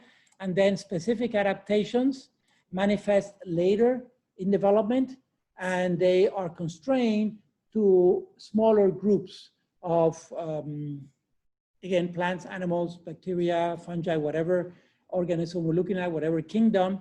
Specific adaptations are restricted to smaller groups, more phylogenetically associated, coming from the same common ancestor. We talk about embryonic development. General adaptations tend to come out first, and then the specific adaptations manifest. Okay. Okay, so then I'm going to stop here. The break is that organisms inherit a specific genome. We all inherit a particular genome that is not another species' genome. And even that genome is individualized to each individual within the actual species, okay, within the actual species. Then there are going to be constraints on our genome, constraints on our phenotype because of our genome. Because of our genome, there are going to be constraints.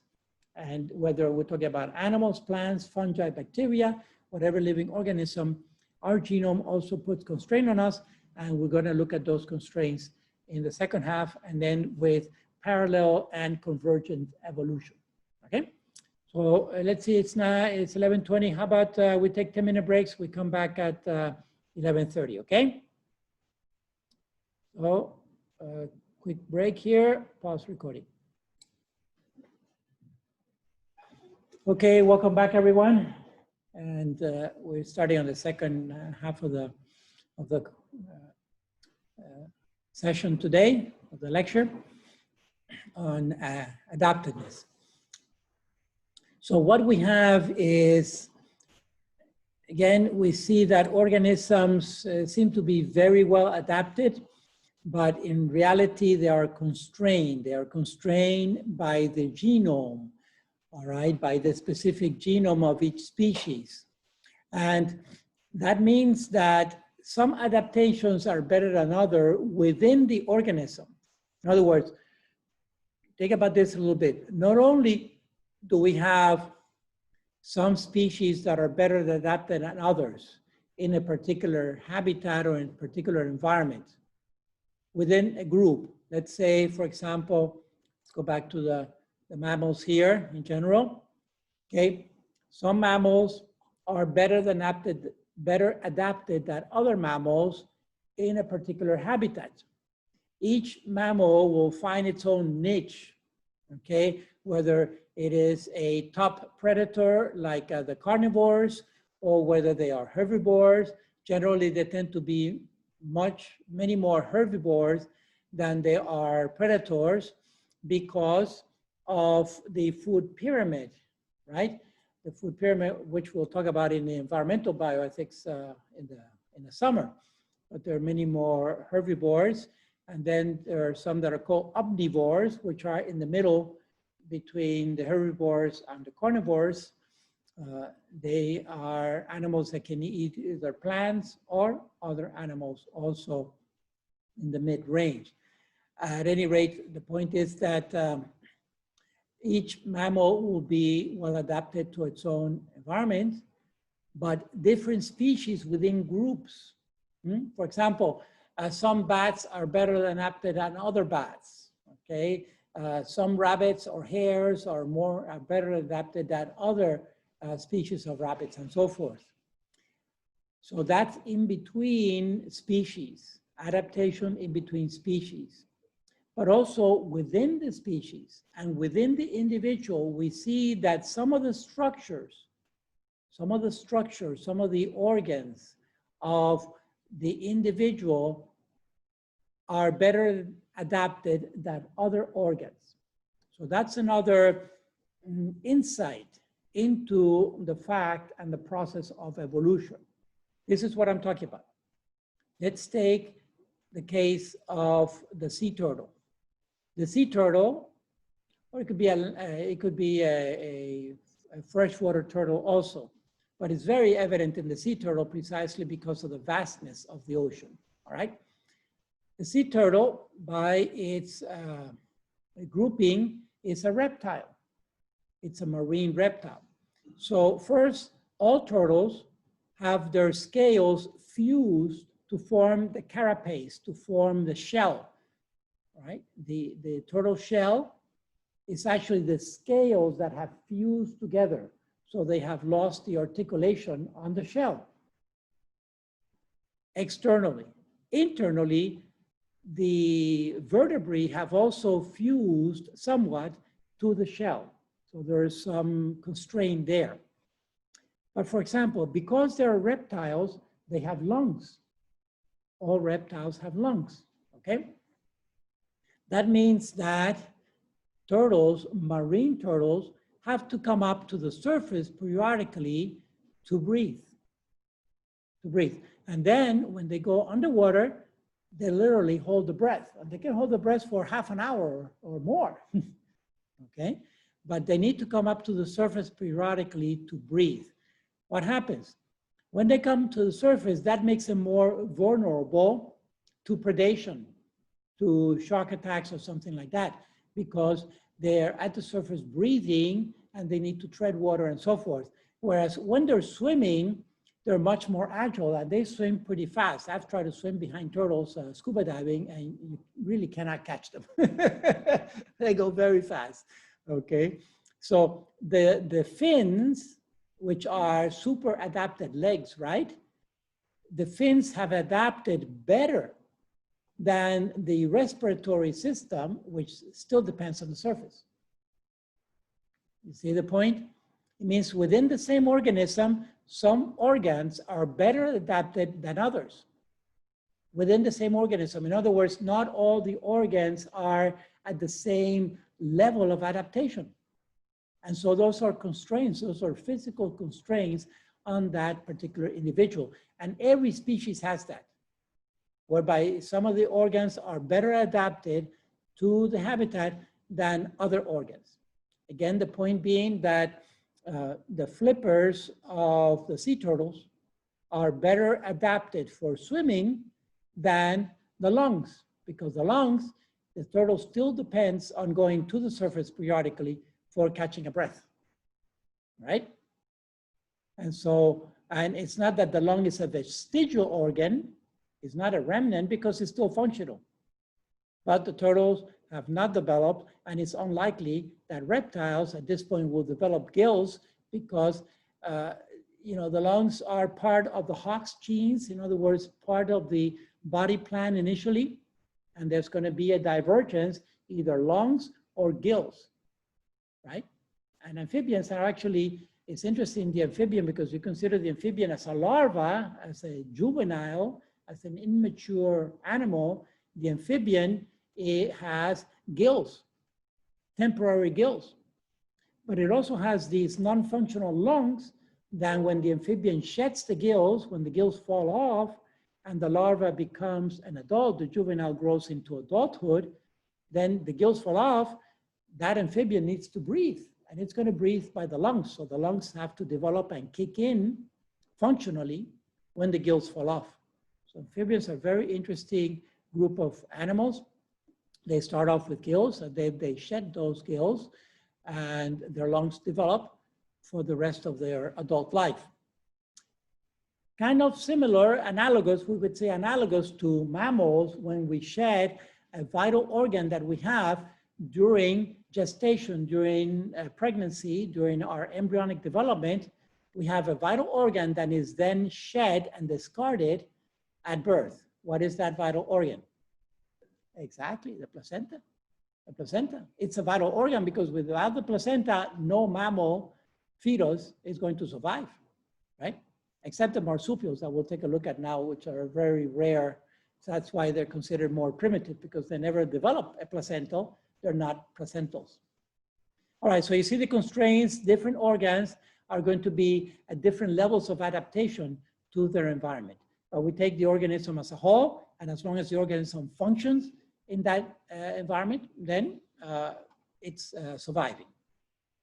When we look at then terrestrial ecosystems or aquatic ecosystems, we find a wide variety of plants and animals that are adapted to those particular habitat, all right? And that's what we call a community. So a community is the cluster of all plants and animals that live in a particular habitat, all right? Then you add the abiotic factors, which are the non-living, like the climate and so forth, soil composition, etc., and that makes the ecosystem. But a community is going to be all of the different populations that exist of plants, animals, fungi, bacteria in a particular habitat, in a particular geographical zone, localized geographical zone. Whether it's on land or on water, we see that adaptedness happens at any different level, beginning with the surface, whether it's toward the surface, there's more light and so forth, and then down into, we're calling it the twilight zone here, but this is the pelagic region, pelagic meaning the water column itself. All of the organisms that live there are well adapted, whether they're fish, reptiles, mammals like the whales and so forth, or invertebrates like mollusks, like the squid and so forth, coelenterate like the jellyfish, or the benthic region. The benthic region is the bottom of the ocean, surface. Each organism, wherever it's living, is adapted to that particular location. Again, the constraints can be biotic constraints, meaning by the organism itself or the other organisms that live in the area, or they can be abiotic or physical constraints. For example, the thickness of the water puts constraints on the hydrodynamic shape of the fish. So the water needs to flow through, and essentially it puts a constraint on the shape of the fish to be hydrodynamic. So the best adapted shape of a fish is this kind of shape, which is known as a hydrodynamic shape, right? The leaf, for example, the leaf is going to be pointing horizontally toward the surface, toward the sun, toward the light. A leaf that is pointing vertically is not an efficient leaf, all right? It's not going to survive. So the leaf, the typical leaf on any tree that we see, regardless of the species, is going to be a horizontal leaf displayed out, because that is the best surface provided to sunlight. We see also on the eye, for example, we compare the eye of a human or a terrestrial mammal to the eye of a fish. The lens on the eye of the fish is much larger in order to be able to see through a dense medium that is water. Okay, so that's the typical fish eye, which when we the fisheye lens that is used in a camera, for example, makes a very big, wide angle. Okay, that's the lens of an actual fish that is adapted to water, to a liquid fluid, instead of air, which is much thinner, not as dense. So we see a different adaptation where we are whether we are water or we are on land.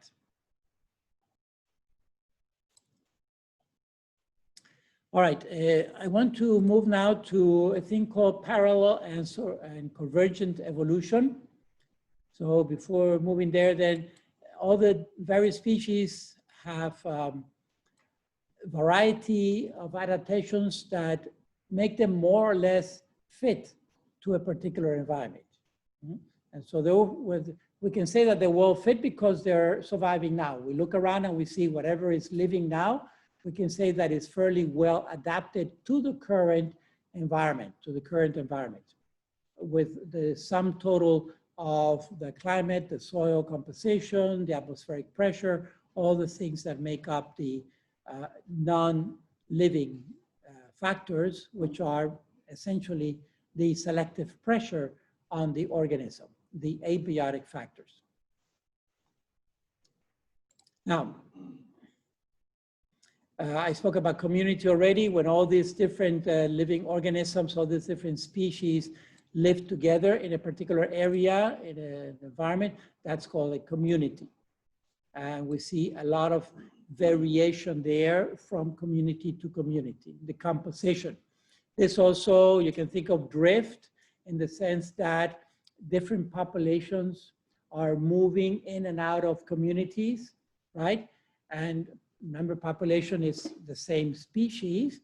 When they move in and out of communities, then that's drift because they're bringing their genes in and out by that drift, by that migration that is occurring. All right. Now, the constraints, I've been speaking about constraints all along. They are limiting factors, whether they're biotic or abiotic, so that the organisms that are adapted to a particular environment have that specific shape, that specific phenotype to be successful in that particular habitat. Now, we also observe in the world, when we go to different regions of the world, I'm talking about fairly large regions of the world, geographical regions that are basically at the continental level. We find that there are niches that are unconnected and habitats that are colonized by unrelated species, and they develop analogous structures, okay? Now, analogous structures are the ones that have a different origin, but a common characteristic, a common function. Homologous structures have a common origin, but a different function. So it's the other way around, all right? Think about it. Homologous structures are structures that have a common origin and different function. Again, we can look at the vertebrates, at the limbs of the vertebrates, at the appendages. In fish, the limbs are used for swimming, so they're flippers or fins. In birds, the fins, the appendages are used for flight, and so they're wings. In terrestrial animals, in mammals, the appendages are used for walking or moving, so they're legs, okay? They have a common origin, homologous origin, but they have a different function as they express and develop. That's homologous. Analogous is kind of the opposite. Analogous is structures that have a different origin and develop a similar function, So we're going to see, and that is called convergent evolution. Generally, evolution is divergent. In other words, there's a common ancestor and there's a fanning out, there's a branching effect, right? What we call the phylogenetic tree. So the general trend, if you will, for evolution is divergent, variation, precisely because selection is acting on variation. So we get divergence. We get from one common ancestor, we get various different species, follow, within the group. But sometimes the opposite occurs, convergent evolution, where we have different groups developing structures that are similar, and so they converge. They converge in their phenotype. And the typical one has been Australia and New Zealand because they have been isolated for such a long time. And Australia is actually a continent, it's not just an island, because it's large enough to qualify as a continent. So let's look at convergent evolution comparing some mammals from Australia and from other parts of the world. And you'll see that there are, of course, these mammals have evolved since the break with Australia, and therefore they don't really have a near common ancestor. They may have a distant ancestor simply because they're animals, right? And so we have a common origin for all animals, if you will, and even for all mammals. But that's as far as it went at the level of mammals. Then they diverged in their particular geographical regions, and then mostly on the placental animals, they converged by developing similar characteristics because their habitats were physically separated, geographically separated by entire oceans, but the habitat was similar. The environmental conditions were similar. So these animals, these mammals, developed similar adaptations to deal with that environment. You follow? But they had already diverged at the level of 2 separate continents, or 3 or 4 when we consider North America, South America, Africa, or Europe, or Asia, compared with Australia. A question or a comment, somebody? No? Okay, so let's look at some examples. From Australia, there are these, they're called gliders, sugar gliders, okay? Now, keep in mind, in Australia, they're all gonna be marsupials. And let me talk about marsupial for a moment first so that people understand what we're talking about.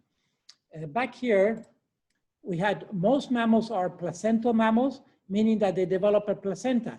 And that when the young is born, when the offspring is born, that offspring is fairly ready to survive. Okay, the ones that have most need are the higher mammals, actually, primates and so forth, and especially the human that has to be nursed and so forth. Well, all placental mammals are nursed, marsupials also. But the point here is that the placental animals develop this vital organ temporary during the gestation, during the embryonic development, until they're born, and they're born fairly developed. Okay, in the wild, many placental animals, mammals, when they're born, they have to hit the ground running, literally, especially, for example, zebras, giraffes, all of the mammals that live in Africa, because the tiger, the lion, the cheetah, they're never far away, and they're ready to hunt these animals down. And so the herbivores, the large herbivores in Africa particularly, but also in South America and even in North America, they literally have to hit the ground running because the predator is not far away, is never far away. Different for marsupials, because marsupials don't develop a placenta. And so I mentioned that the marsupials, the fetus is born prematurely, and they go into a marsupials, which is a pouch. A marsupials is a pouch. And this is what happens for the marsupials. Here is a kangaroo, an adult kangaroo mom giving birth to a fetal kangaroo, all right? And here's the pouch up here, marsupials. So what that little fetus has to do, has to crawl through the belly of the mother and go into the pouch. because into the pouch is the mammary gland.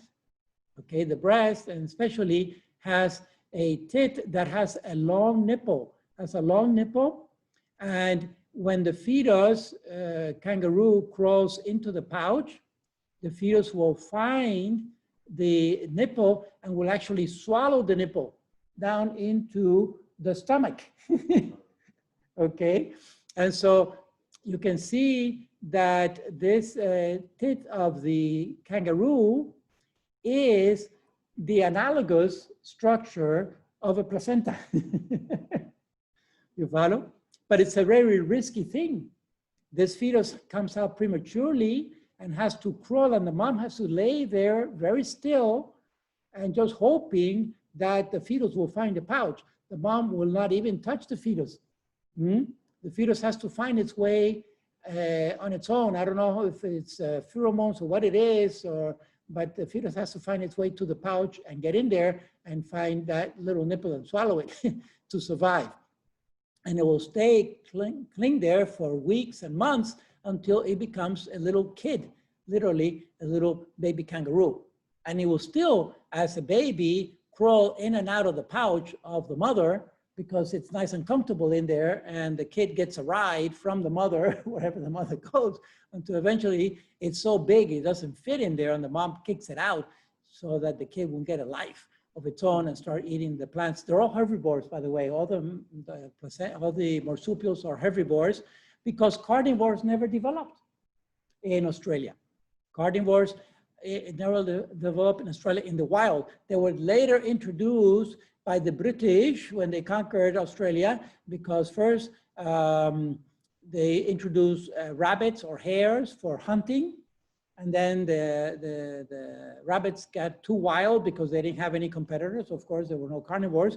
And so the rabbits were taken away. So then they introduced foxes to kill the rabbits and then to kill the fox. And now, so there are carnivores now in Australia, but they were introduced by the human, all right? Essentially to create chaos and havoc in their natural environment. But that's marsupials then are all the Australian mammals, and they are all herbivores, and they, none of them have a placenta. And so they are illustrated on the top of the pairs, here. So the glider is a marsupial that looks very much like a flying fox, but it's unrelated. Even as unrelated that one is a marsupial and the other one is a placental. Okay, the flying fox is actually a squirrel. It's from the squirrel, similar to a rodent. And speaking of the rodent, they have a what is called a mulgara in Australia that looks very similar to a mouse, but it's not a mouse. It's a marsupial, very similar. Also, they have a mole. Excuse me, they have a marsupial mole that looks very similar to the real mole that we have, talpa, in Europe, that buries on the ground, and the four claws, the forward limbs have developed these huge claws, very similar to the adaptation of the talpa mole that is a European species. Okay? The Tasmanian wolf, which is not a real wolf, it's also a herbivore. And here is the real wolf on this side, and it's a, actually I take it back, I think the Tasmanian wolf is also known as the Tasmanian devil or Tasmanian tiger. I think it is a carnivore, but in Australia there are no carnivores, but in Tasmania they may be. At any rate, they look very similar in their structure, a dog-like shape, all right, canine shape, but it's not a canine. It's a marsupial. This other thing that is called a wombat. Yes, this is the wombat. Looks very similar to a woodchuck, related to the beaver and the marmots, but it's not a placental. It is a marsupial called a wombat. Also, functionally, we have the real anteaters from Africa. And we have these numbats that are also anteaters. They have a long tongue for eating ants so they're insectivores in Australia. So they have functionally very similar, the snout of the long nose and so forth, but they're not placental at all, and they're not related at all to the actual anteater. One last example here, something that's called a native cat, and the real felines that we have, leopards and so forth, in North and South America, and then this native cat from Australia, also a marsupial. Okay. There are other examples. There are examples in birds. Typically, it happens in islands. For example, there's something called the Hawaiian honey creeper. And the honey creeper has also developed a long beak and feeds on nectar of flowers, similar to the hummingbird here in North America or the hummingbirds in South America. The long beak is the adaptation for feeding on nectar of flower, but these birds phylogenetically, they're not closely related, only related as far as they're birds, but they're not, they don't have a near common ancestor to them. Another example of mammals between Africa and North America is the porcupine. Here is the African porcupine. Here's the North American porcupine. Very similar, but unrelated, again, separated by 2 continents. And therefore, they're not closely related phylogenetically. And then morphologically, they have adapted similar structures because of the particular habitat niche that they play in that habitat. Okay, so these are examples of parallel or convergent evolution. And so it's pointing to another type of evolution that is not divergent, that is the norm, but it is also a type of evolution. Again, one final example here, actually 2. This one is relevant to us in South Florida because we have real 2 pines, conifers, that I've been talking about with actual pine cones and actual needles as their photosynthetic structure. And then we have something called the Australian pine, and I put pine in quotations because it's not a real pine, but it is Australian. This is actually an angiosperm. Conifers are called gymnosperms. Gymnosperm meaning that their reproductive structures are naked, are exposed. In other words, the eggs are at the base of the scale, like I mentioned. The eggs are at the base of the scale, so there's someone exposed. Whereas in angiosperms, see if the flower is still around here somewhere. No. The egg is hidden. What did we put? Flower, reproductive parts. In the angiosperms, the egg is hidden inside the ovary, okay? It's hidden inside the ovary, so it's not really exposed. In gymnosperms,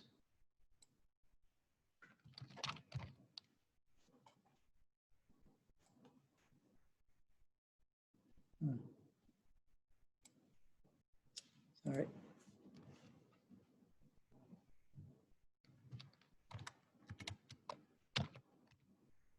Cone reproduction.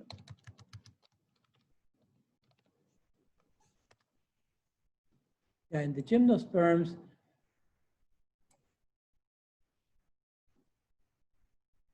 see, the egg is at the base of the cone, and so it is more exposed. It is, that's why it's called naked gymnosperm, naked gametes, because the egg is not as protected as in the angiosperms. And so the egg, the ovum, actually sits at the base of each scale. And then it's, whether it gets fertilized or not, there's no tube, there's no pilus or anything like that to get to the egg. Just the sperm will fly around and will get attached to that egg, the pollen, and then will fertilize. Okay? But anyway, what I wanted to point out about that is that gymnosperms are not angiosperms, right?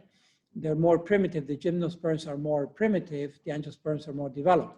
But the tree of the Australian pine looks very similar to a pine. It's not a pine at all. We have some here. They're actually very invasive. They're highly invasive. And they even grow by vegetative propagation from the root system. But they do have these little clusters that look like cones, but they're not cones. They're actual flowers. It's just that they're very woody and crusty flowers. Let me see if I can make this a little larger. And even to the level of the, hold on, let me see where I can get to this, move up. Right, so, right. Look at this. So here is the actual flower of the Australian pine. You can see definitely it's not a cone, even though the cone after fertilization gets woody like this. And it looks like a cone, but it's not a real cone. There's a reticle here, and each one of these is actually corresponds to a flower. Okay, so it's a composite flower. And it puts out the seeds with the wing seeds that are very similar to the wing seeds of the pine cone. This is all convergent evolution. They have adapted to a similar environment, but in Australia, they had no, they're angiosperms, they're not gymnosperms, okay? They're not true conifers. Even the leaflet, you can see the branching. I always forget to bring a little twig of the Australian pine. We have them all over the place over there in the forest.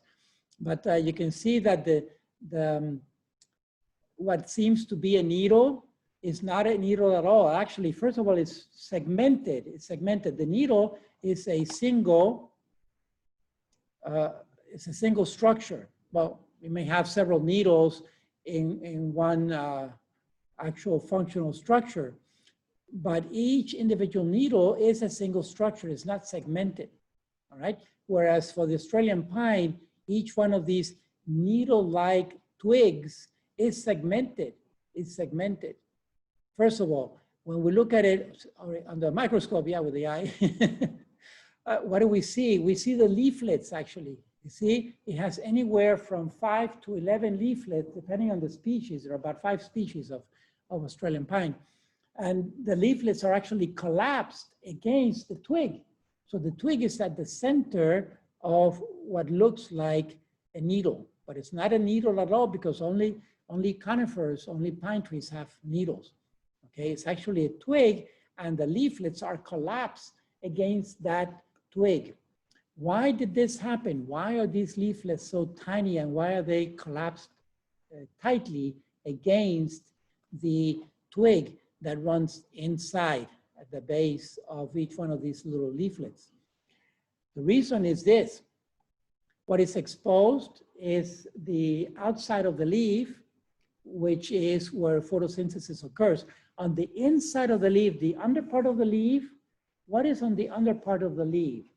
For the plant, I'll give you a hint, for the leaf to absorb CO2, needs CO2 from the atmosphere, right, to photosynthesize.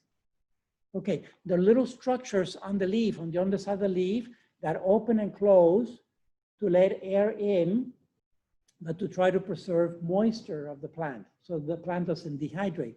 Those are called stomata, the stomata of the leaf. They're on the underside. Let me see. The photos are always in the way. I'm sorry. Stomata. So stomata are on the underside of the leaf, and It's formed by two cells, they're called guard cells, two guard cells, and they open and close like this. When they squeeze, they open the hole, the stoma. Stoma is a hole. And when they expand, they close the hole. And these are stomata that are on the underside of the leaf, and they are for breathing, for the plant actually breathing. Okay, so they are analogous to a mouth, really. They allow air from the atmosphere into the spongy tissue, see, the spongy tissue of the plant. These are micrographs. They allow air to come in and out of the plant. This is on the undersurface of the leaf. So what happens is air comes in, but also moisture, water is lost through the stomata. And that's why the stomata regulate up and down. They open and close, they regulate the amount of humidity that is lost by the plant. So the plant is trying to preserve water, right? And at the same time, allow air to come in, allow CO2 to come in, and it also has to ditch out its byproduct, which is oxygen, has to ditch it out through the stomata. But my point about all this is, if I could get to my PowerPoint, that these leaflets are collapsed against the twig on the Australian pine because they live in a very arid region. It turns out that the center of Australia is one huge desert, all right? And it's very dry. That's also typical of islands. Many islands, even though they're immersed in water, salt water, seawater, and typically if they have vegetation, it will be around the edge where humidity precipitates into rain. But typically at the center of the islands, they tend to be very dry, especially if they don't have a freshwater source like underground water. So at the end of the day, what I'm trying to say about this is that these leaflets are tightly collapsed against the twig to try to preserve its water, for the plant to preserve its water as much as possible because it lives in a very dry environment. Okay, so it's one particular adaptation. And it happens that this adaptation has made the Australian pine look, actually Casuarina, I should be saying the real name of the plant. The real name is Casuarina, the genus name. There are several different species, about 5 or 6 different species of Casuarina. But through convergent evolution, it has developed to look like a conifer. It has developed to look like a conifer, but it's not a conifer at all. Okay, it's an angiosperm, not a gymnosperm. The last example that I have is, before going there, let me see, any other statement here. Yeah. So I've given you all these examples of convergent evolution. They are niches that are unconnected. Habitats can be separated by vast geographical zones like continents and oceans, entire oceans in between. So they have no near common ancestors, okay? Only very distant common ancestors by the way of being like animals. These convergent structures and also can be in behavior, function and behavior is another example of evolution, all right? We only see the end result, but to get there, there's an adaptation to the environment. It's the whole point. Adaptedness is adapting to the environment. How is it adapting? By the less fit being selected out.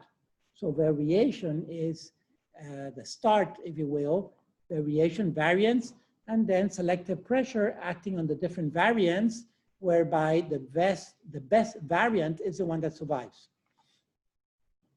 The last example that I want to give was the example of the eye, which has been discussed back and forth, and especially in, again, with all due respect with our fundamentalistic brothers and sisters who believe in the Bible, the literal interpretation of the Bible, they have a real challenge and difficulty with the eye. They call it an example of irreducible complexity, right? Irreducible complexity. I'm going to add that word to this lexicon here. If I can do this. Oh, good.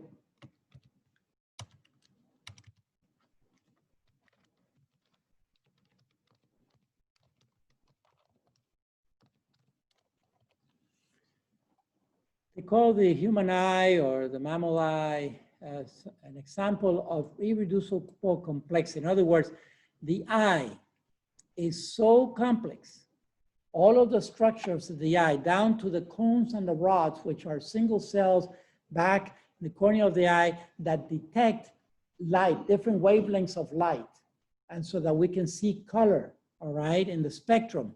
Well, they say these structures, these organs are so complex that they cannot be reduced to a simple primitive ancestor, all right? And that's why they call it irreducible.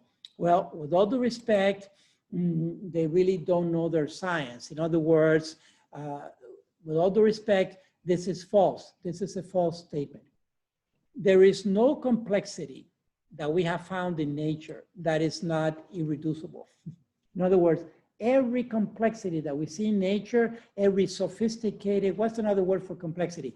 A sophisticated adaptation, like the eye, for example, all right? In that small organ, there is a lot that is happening to be able to detect a range of wavelengths and translate it into colors by our brain. So that is certainly complex. The most complex of all organs by far is going to be the brain, and of those, the human brain. But all those can actually be reduced to more primitive ancestors, to more primitive structures that have occurred earlier, all right? And so the eye is precisely one of those examples. It turns out that there are many different types of eyes in nature today, like the human eye, the eye of a fly or an insect that is a compound eye. We don't have a compound eye, we have what is known as a simple eye or a single eye. Two, you know, paired is bilateral, but it's a single structure. Whereas for the fly and the insects, you think of a dragonfly, for example. Each one of these segments, right, is a mosaic, is a part of an image. And so the fly is actually putting together a whole collage. It's like putting together a puzzle that is fragmented. And it is said, for example, the eye of the bee is, these segments are hexagonal. And that's why the beehive, the cones of the beehive are hexagonal, because their eyes are hexagonal. They're seen in that shape, all right? And so this is known as a compound eye. All that information needs to be fed into a little tiny brain that deciphers that into some image, okay? Then there are the mollusks, for example. We're back to simple eye in the mollusks. Mollusks are clams, oysters, seashells, squids are also mollusks. They have a simple eye that is as sophisticated as ours, and we're not closely related to the squid, right? To the octopus. We are very distantly related to them. We're vertebrates, they're invertebrates, etc. They have simple eyes, okay, or individual eyes, but they have dozens of them. Here's a photograph of a clam. They have individual eyes and they have multiple eyes. The starfish also has eyes at the tips of each leg. The planaria, which is a flatworm, has eye spots. These eye spots only detect the difference between light and shade, light and darkness, all right? And so all of these animals are not closely related. They're only distantly related by way of being animals, but not closely related. And so we have independent evolution of the eye many, many different times. There are plenty of examples throughout all of nature of the emergence of the structure known as eye. In other words, some kind of a photosensitive structure that has evolved independently in many, many different species, many different groups at different times, okay? And so this is another graphic example, precisely, that evolution has occurred because these organs have developed for photosensitivity. Independently, many different times in evolution. Professor, Yes. but I didn't understand the part that you said Yes, right. So fundamentalists are those religions that interpret the Bible literally. And so they're saying, no, the eye is so complex that it had to be made by the creator directly as a fully functional eye in the human or in any other species. Okay, they're saying this is an example of a direct intervention of God and the creator in making the eye specifically, all right? Or saying this organism had to be created by God directly, not through evolution, because it has these organs that are so complex that these organs don't come from common ancestors. That's where we say, with all due respect, they're wrong because we have evidence to the contrary. As an example, the fact that the eyes have emerged or photosensitive structures have emerged many times in nature from very different ancestors. Okay, so that's basically the end of the lecture for today on adaptedness. Again, we go back to Meyer's summary here. This issue of convergent evolution is a very good example, but of course, what happens with evolution, we don't see the process as such necessarily because it's over a long period of time, and it's subtle in that the adaptation that is the key adaptation for this particular habitat may escape us, okay? It doesn't escape nature by way of survival or fitness, but it may escape us. The point is that what we see is always the product of evolution. So it's like he says, it's a posteriori, you know, it's using a word from the Latin actually. It's the end result. It's already happened, right? And so I don't remember why I saw the word, so I was going through my notes here, but anyway, we see the result of evolution, which is basically that the species look generally very well adapted to the particular habitat, to the particular environment. Can take it to the first slide here where we see all of these vertebrates. They all are, in principle, very well adapted. But when we look in detail, they're not as well adapted as we think. There are many, many limitations which are pointing to the fact of the evolutionary process. Okay, so I think I've covered all the ground. I can go through this list briefly because these are just, oh yeah, here it is, a posteriori. These are just some key phrases that I included in the handout. Is from previous lectures where some terms came up, just like I put in there now, these inherited irreducible complexity, okay? So you see this phrase, inheritance of acquired characteristics. That was Lamarck, right? The classical example is giraffes stretching out its neck to reach the upper leaves of the acacia tree higher and higher. And so the giraffe's neck gets longer, but it's not passed on to the next generation because we now know that the only thing that the giraffe passes to the next generation is its genes, not its actual neck. the genes that will eventually may develop into a neck, all right? And so, but it can be that how does the giraffe pass on its longer neck? Functionally, you think about it, you put that scenario, we're in the middle of the African savanna and we're looking out and we see all the grassland and we see some acacias in the grassland. Let's try to mimic that for a moment. Let's see, giraffe, savanna, acacia. Let's see if it gives us a photo. There it is. Very nice. Okay. Boolean is great. It gives you, all right. So here we have giraffes feeding on acacia trees. The leaves are high up. All right. The zebras cannot get up there. They have to stick to the grass whenever there is grass. So what giraffes do you think on average are going to get to pass on their genes? Why is it that the tallest, on average, we can say that the tallest neck, the longest neck giraffe will pass on their genes?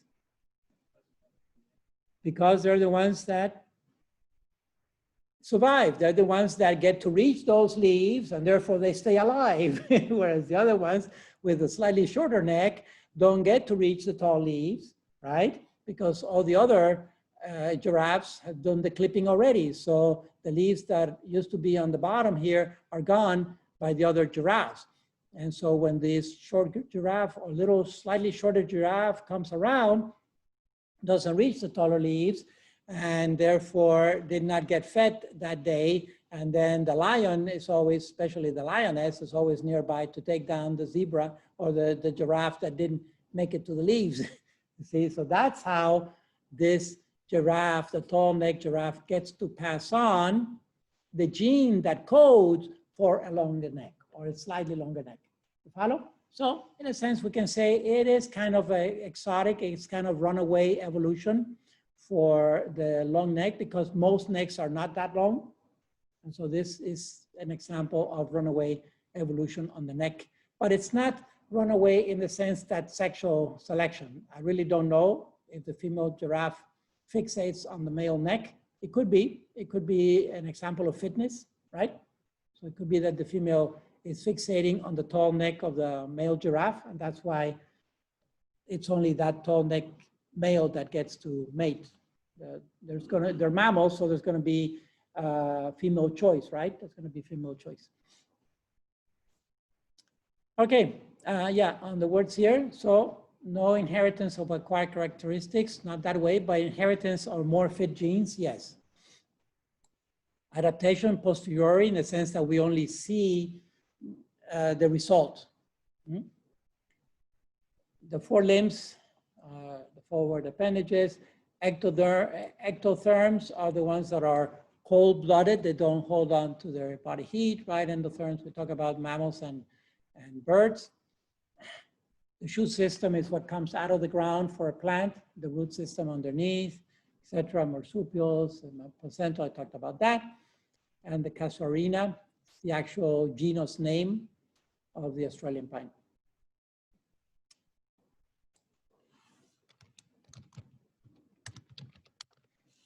Okay. All right. So anything else? Questions, comments? We all have it? Yeah. Mm-hmm. I'm just trying to wrap my head around like the purpose of evolution when it comes to God's plan for humanity. Like why did it have to be through evolution rather than like creation? And yeah, especially since it causes like a division between believers and science. Exactly. That's precisely the core of this issue, Jorge, is precisely what I'm trying to prove to you, to give you the scientific evidence for why we don't have to choose between creation and evolution. They actually work hand in hand. It's just that evolution gives us the how and creation gives us the why.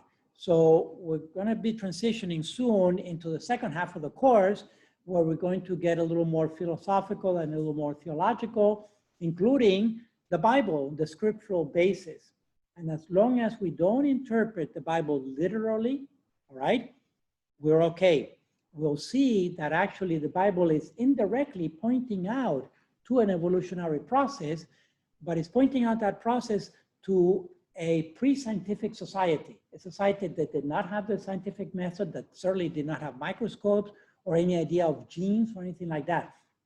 They were just looking at shapes, right? What we're calling today phenotypes, they were looking at the shapes, but they had no clue. So to them, a glider from Australia and a flying squirrel from South America were the same thing, because they were both hairy creatures that flew through the air, okay, from tree to tree.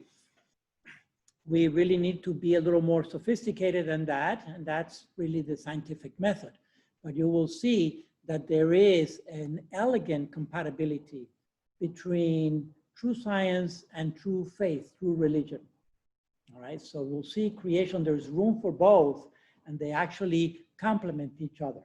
So I'll be making the transition into the second half of the course when we look at the belief of creation and how does God fit into the picture of evolution? Because now at this point, it would seem that we could prescind from God. You know, we made the earth from accretion. Think of the terms. We made the earth from accretion. We made life from inorganic elements, right, through the protobionts. And then we make the human through evolution from a single cell organism 4 billion years ago, through all the different stages of the fossil record, all the way up to the human. So where is God? Right? Or why God? And that's what has happened with a number of scientists. Many scientists for centuries now, they have said, we have been able to come up with such an elegant explanation for the human, let alone everything else that surrounds us, that I really have no need of that hypothesis, like Richelieu told. Exact. That's what he told Napoleon, right? When Napoleon said, well, what about God? And he said, well, I have no need for that hypothesis, he said, a little arrogantly. But we'll see the need for that hypothesis, okay, in the second half of the course. Okay, folks? All right. Now, any other questions or comments? No? Dr. Trophy. Yes, Jordan. So the other course that's supposed to start this term now, Yeah, when does that start exactly? exactly. Thank you. So I'm going to transition into that, but I don't need the recording. So let me end the recording here, but stay on. Okay. So that this can start downloading and so forth. So stop recording.